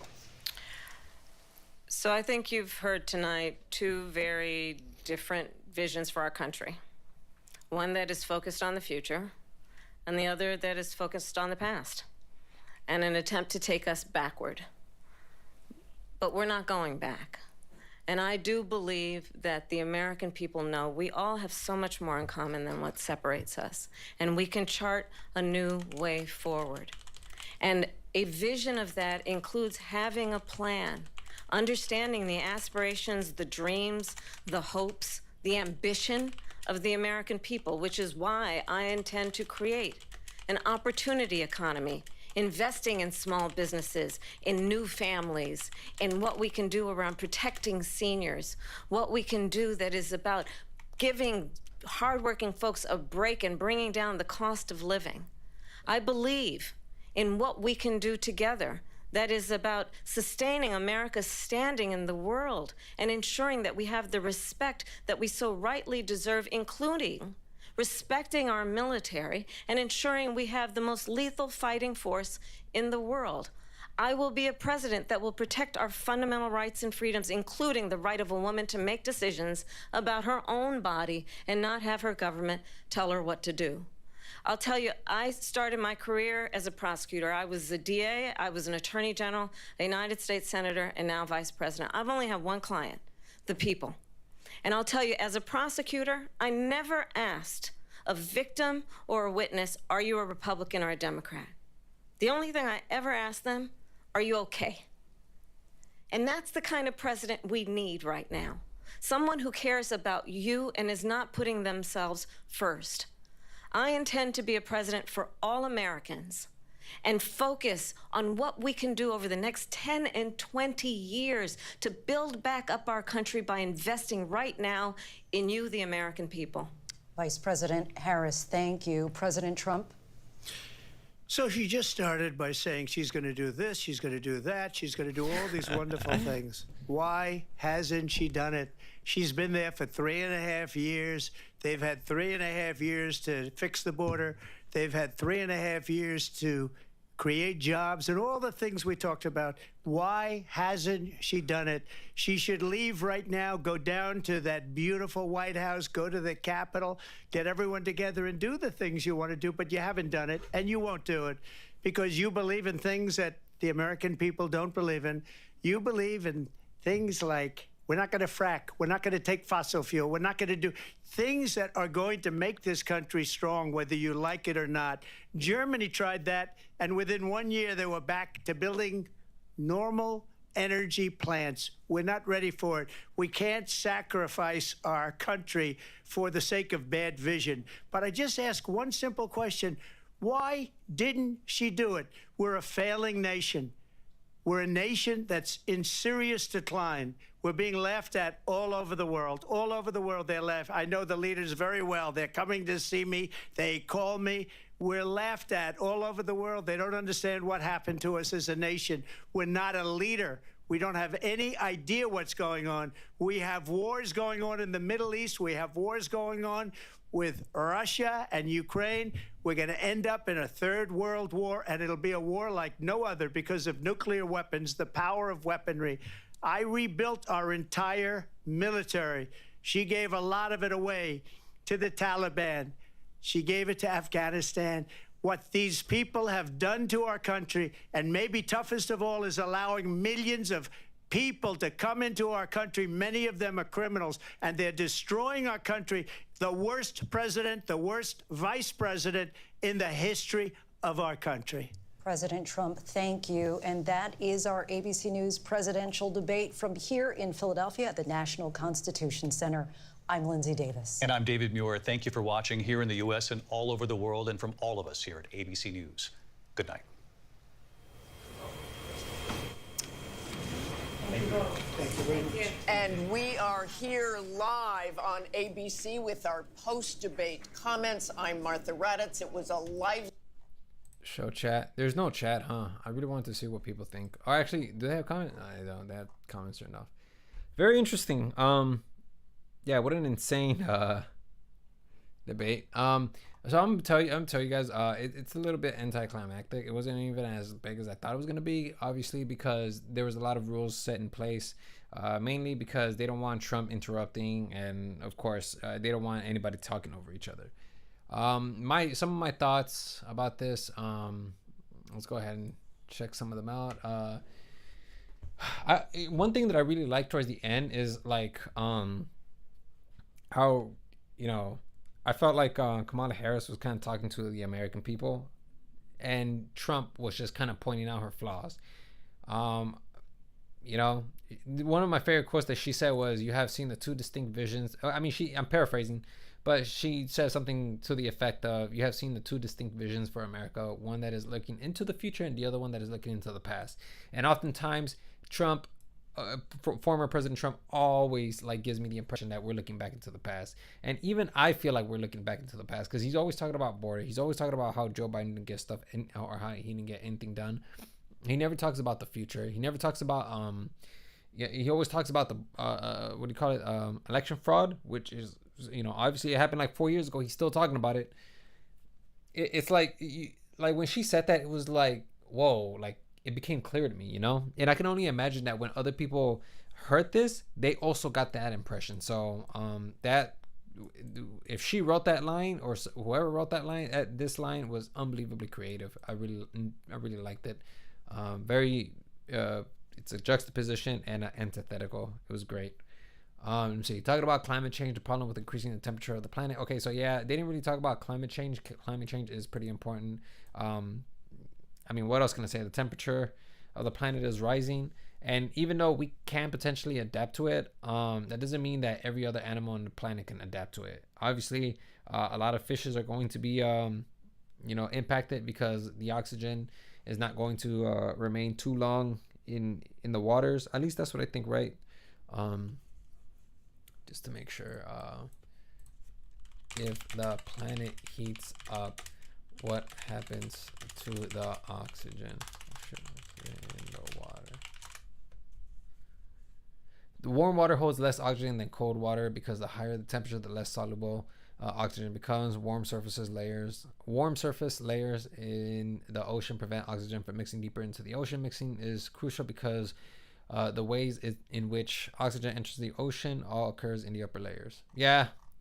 So you know, that's why sometimes even fish will drown because there is less oxygen in the water. So there's definitely climate change is a big deal, you know. So of course, because I know I do want to go ahead and mention this, like in the past we've had the temperature of our planet increase drastically, but it takes millions of years for that to even occur. And by the time it's already at its peak, the animals have already adapted to that environment. This is happening within centuries. So the animals can't adapt that fast, you know, including us. We can't even adapt that fast. But yeah, it's just something to think about. Okay, so Kamala Harris did not include men or women, which is a problem, because right now men are not doing well and no one is really talking to them. Another thing is that most people are doing terrible economically. However, it's still important to include as many groups as possible. And this is one of the things that I noticed, that when they were asking her, you know, actually, I don't even remember what they were asking her. I should have wrote it down as well. But all I know is that when she was answering to a question, she mentioned that they need to protect women and children. What about the men? You know, like that excluded men completely. I mean, I get it, dude. Like, you know, men can be criminal and can be harsh, but they're a group too. You know, they can be innocent people as well. I did not like that from her. I thought it was terrible. Crime has been on the rise. This is another thing that Trump has been talking about, that crime is on the rise. But if you actually look at it, crime has been kind of going down. Let me make sure though, because let's see, has crime been going down in the U.S.? Let's see. The U.S. violent crime and property crime has crime rates each fell 71% between 1993 and 2022. And I know that they've fallen mainly because when you compare these numbers to the numbers of 2020, which is, I believe, like there was a lot of crime going on during that time. When you compare those two numbers, you can see that there's a drop off going on. I think in the Pew Research paper, you will see that, but let me make sure. Americans tend to believe crime is up nationally, so less so locally. Yeah. So I think this is like a graph showcasing that, you know, people think that the crime is going up. And I think 77% of people believe that crime is going up. How does crime... Where's the group? Fewer than half of crimes in the U.S. are reported, and fewer than half of reported crimes are solved. Yeah, that's unfortunate, but where's the chart that showcases that? Let me see. Most vehicle thefts are reported police, but relatively few results in arrest. Police clearance rates for violent crimes have declined in recent years. 2021 estimates are not available due to methodological changes. Figures represent percentage of reported crimes cleared through arrest or exceptional means, including cases in which a suspect dies or the victim declines to cooperate with the prosecution. They cleared 41 aggravated clear. Okay, so I thought that they were just gonna give like straight up graphs, but obviously you would have to read this entire this entire paper to really put it together. Violent crimes per 100,000 people. Oh, I think this is the one. See, U.S. violent and property crime rates have plunged since 1990s, regardless of data source. What the hell does this mean? Regardless of data source. Oh, okay. So I guess what this is indicating is the data source, as in like, well, it's increasing in California, but it's decreasing in Minnesota, or increasing in California, but decreasing in Minnesota. This is what I meant. So there's obviously, one trend is going up in another state and then a trend is going down in another, so, but overall, when you include all of the states, it seems like they're all going down. Like, violent and property crimes are going down. Property, violent victimizations, violent crimes, property victimization. So yeah, like everything is on the decline, as you can see, especially from the 90s. As you guys know, the 90s was a terrible time. A lot of gang activity, a lot of crime was occurring during that time, and you can see that a lot of it has decreased. The only time it has increased was during 2020, which you can see that there's like this bump here.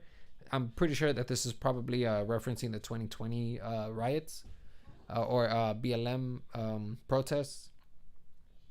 However you want to characterize it, if you're on the right or on the left. So yeah, there's that. What else? Crime has been on the rise. Okay, this is something else that I wanted to see. The Central Park 5. The Central Park 5. So is this like, this is a documentary. I guess Wikipedia, fuck it, why not?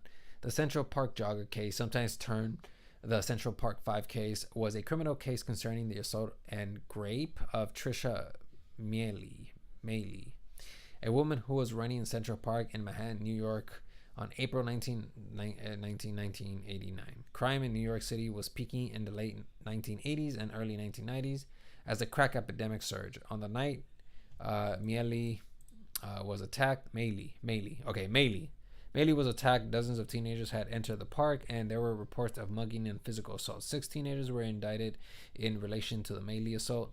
Charges against one, Stephen Lopez, were dropped after Lopez pleaded guilty to a different assault. The remaining 5, Antron, Kevin, Yusuf, Raymond, and Corey, known as the Central Park 5, later the exonerated 5, were convicted of the charged offenses and served sentences ranging from 7 to 13 years. More than a decade after the attack, while incarcerated for attacking 5 other women in 1989, serial rapist Marias Reyes confessed to the Meili assault and claimed he was the only actor. DNA evidence confirmed his involvement. The convictions against McCrae, Richardson, Salam, Santana, and Wise were vacated in 2002. Lopez's convictions were vacated in July 2022. What does the word vacated mean?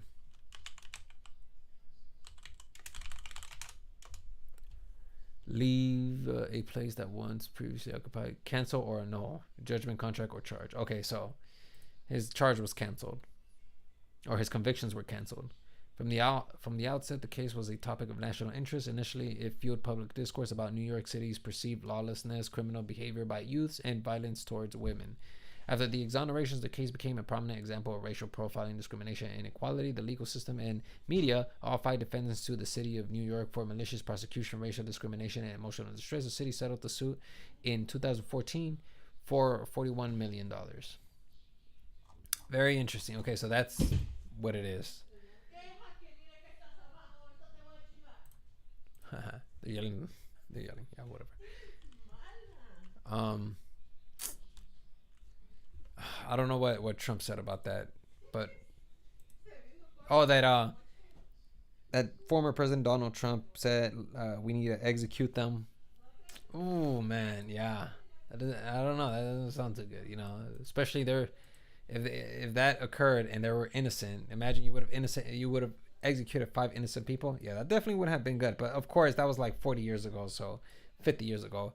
Obviously, Trump is not the same person anymore. So, what is the Central Park? I've already read that. The withdrawal would have been bad under anyone. Okay. This is another thing too that like they Kamala Harris likes to point out that or I'm not Kamala Harris, but Donald Trump, that the withdrawal from Afghanistan was absolutely terrible and it should have never occurred that way. It's like, my dude, anybody who would have pulled out, it probably would have been bad anyways. Nobody could have predicted that it would have been going down that way, but it went down that way, and unfortunately, someone was going to take the hit.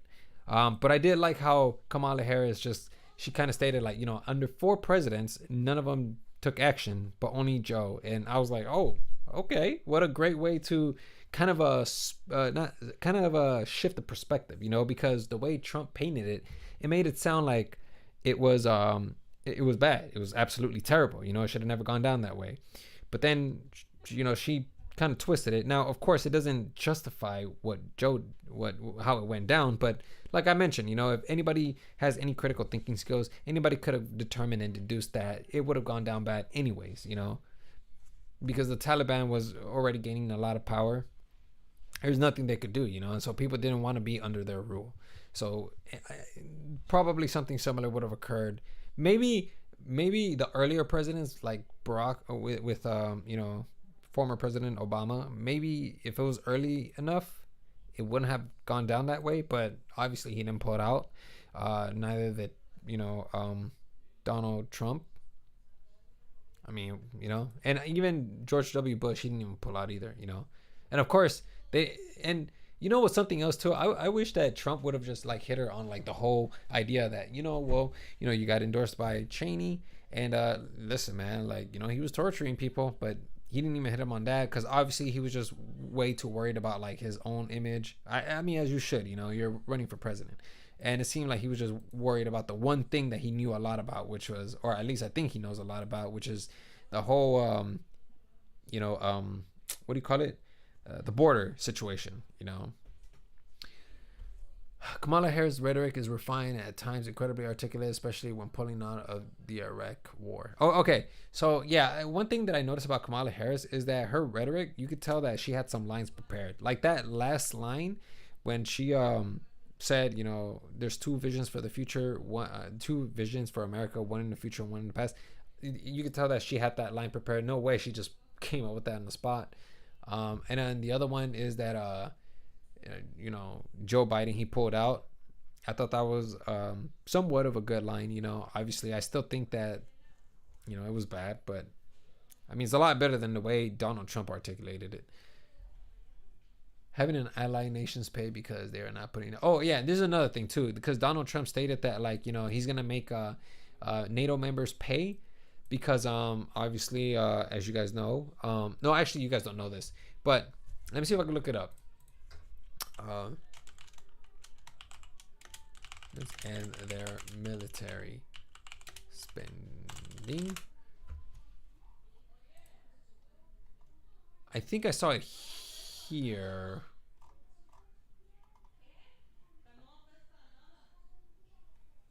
Was it this one?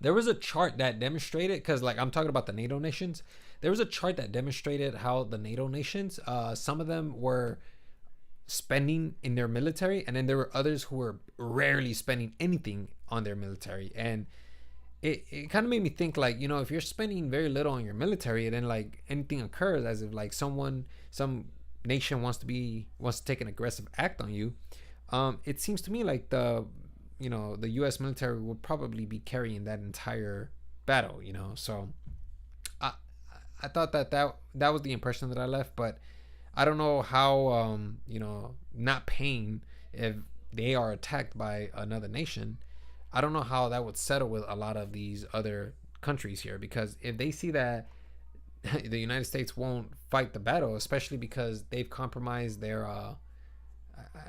they've compromised their will to the NATO contract, and of course, how are they gonna trust the United States to, or waver on the treaty?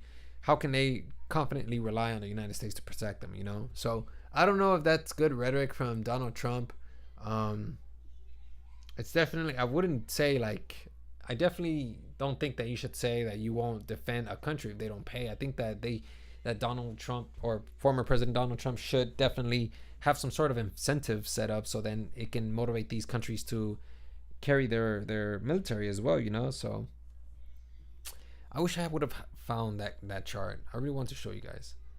Let's see how many troops Russia has lost now. Allied nations were happy about how former President Donald Trump, I talked about that, having the allied nations ally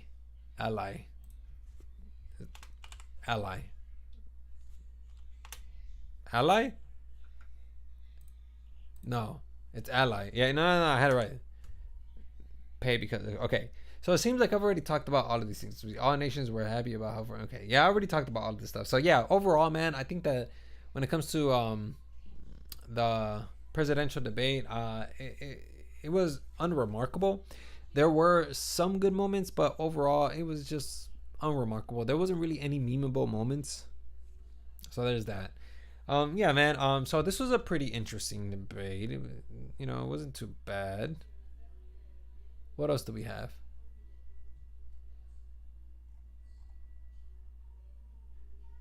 Topic 9 is policy stances. Presidential debate between Donald Trump and Joe. We're not running against Joe Biden. You're running against me. Yeah, that was another pretty interesting moment. But it was anticlimactic to me, honestly.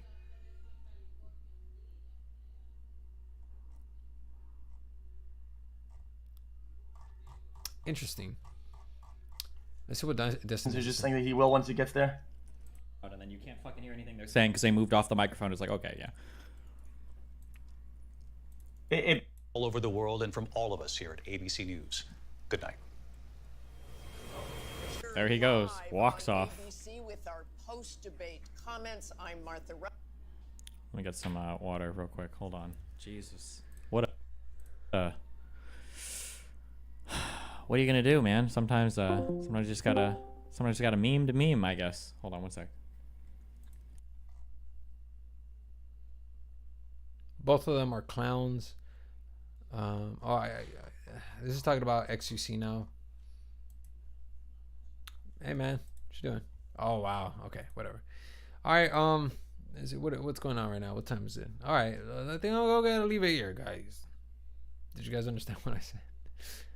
Yeah. So I'm gonna go ahead and leave it here, man. Interesting. That's all I gotta say. I'm gonna have to rewatch it again because I should have put timestamps for the moments that I really wanted to capitalize on. But whatever, man. It's not too long anyways. It's like an hour and a half. So at least it's a pretty forgiving segment, you know, or debate. So anyway, I'm going to go ahead and leave it there, guys. I'm done. I'm going to go ahead and upload now because I have a video that I want to upload. And yeah, man, I'm pretty much done. Actually, before I go, let me see what these guys. He was there 2016 to 2020. And what we basically realized in 2020, we're like, yeah, we do not want this guy anymore. There was a resolute decision from the country basically saying, chaos candidate, we don't need this. The COVID thing cemented that in. And then enters the variable, Sleepy Joe Biden. And we're like, all right, let's give this 50-year politician a chance. Maybe he can kind of do something here. But what he didn't realize, and these are terms that I never even knew of 5+ years ago, the progressive woke left, DEI, leftist, Marxist, intersectional, decolonialization, war on the West agenda took over. And instead of Easter, it's Happy Transgender Day of Visibility, y'all. It's like, what just happened here? And just everyday Americans are sort of waking up. So to use the scientific method. In the world, This goes like this. Private healthcare options, but what we need of what that. Trump against the world at this point. And, you know, she's saying that he's a disgrace and he's saying that she's destroying America. And the voters and the independents are going to basically determine what's But it's true. been Trump against the world since he announced that he was going to go. And think about it. In 2020, they had a global pandemic that came from. Listen, man, it was Trump against the world back in 2016. Nowadays, I don't know, man. It doesn't really feel like that anymore. It feels more like, you know, Trump. It sounds like, you know what it feels like? It feels like Trump is like a delinquent and he's just getting in trouble. Like, that's what it feels like now. Back then, it felt like he stood for something. Now, it's just like he's just getting in trouble and they're reprimanding him. Like, I mean, I don't know. I do want to go ahead and answer this because I want to see who's going to... Obviously, this is fucking Patrick David's audience. Of course they're gonna vote for Donald Trump. I mean, what do you think, man? They're gonna be like, yeah, he won, but I mean, I don't know what these guys see, bro. Like, I don't know what anybody sees. I should have voted for Kamala. No, not vote. I wonder who else has a vote. I wonder if like some other lefty has like a similar poll and they have like Kamala just like leading in like this tiny poll here, the chat poll. Anyways, Try to that. Joe Biden wins by a landslide because who are they gonna vote? What? Who are they gonna have? Nikki Haley? Whatever. So then guess what? They invoke. Again, and two things. Number one, she said she'll go back to Congress. She'll never get the vote. It's impossible for her to get the vote, especially now with the 50-50 and essentially 50-50 in both Senate and the House.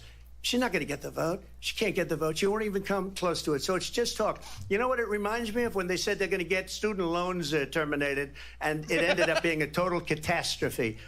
The student loans, and then we'll go back to solar, where they... I say we don't have to go back. Went to Congress to make a very... Who would attempted to use race to I divide the... I want to see how they're going to react. Hang on. Trump, thank you. Look at her face. I want to move on now. But we were getting at level of respect to uphold Vice President strength and the respect of the United States of America around the world. Vice President Harris, thank you. President Trump, your have to be response good. to her saying that you To be began able the to do that. negotiations thank with you. the Taliban. So, if you take a look at that period of time, the Taliban was killing our... I'll like this and I'll watch it later. I don't know. I'll see what they have to say. Okay, so this is just personally for me. Okay, I'm not trying to make you guys feel bad. This is just for me. Okay, so I just want to go ahead and showcase, because I know one day, like, I know I'm gonna have people looking at me one day, you know. So I just want to go ahead and showcase this. Like, these are my numbers right now. Okay, obviously they're not looking good. Like, barely anybody watched. And if they did, they only watched for like 2 minutes. Only 8 views. So nobody really came. 0 concurrent viewers. So I mean, it just shows you that nobody at the moment cares about what I have to say. I'm a nobody. Yeah, and I kind of want to just go ahead and just showcase that, because again, guys, I'm not trying to make you guys feel bad. This number is just for me to keep it recorded. I want to use these words so then in the future, when I do have a big following, I can come back to this and say, damn, man, I remember being there when I had nobody watching me. Nobody gave a shit, at least during this time. Okay, I'm pretty sure people will care in the future, but right now, nobody gives a shit what I have to say. So yeah, I just wanted to go ahead and show this off. I'm pretty happy about it. I'm pretty flexible at the moment. I can move in any way I want, or at least that's the perception. I've never had like a huge amount of people look at me, so I don't know if the pressure is going to be on when I do have a lot of people, but I feel good. I feel flexible right now. I don't feel pressure to answer anything. So yeah, just kind of wanted to just go ahead and show that off. So anyways, the connection was pretty excellent the entire time. Nobody really told me anything, since they don't really talk. See, this is like my thing, so nobody said anything. But anyways, yeah, I just want to go ahead and leave it there. Yeah, man, I'll catch you guys next stream. This is pretty interesting, or I'll catch myself next stream. This is pretty interesting. So yeah, all right, bye.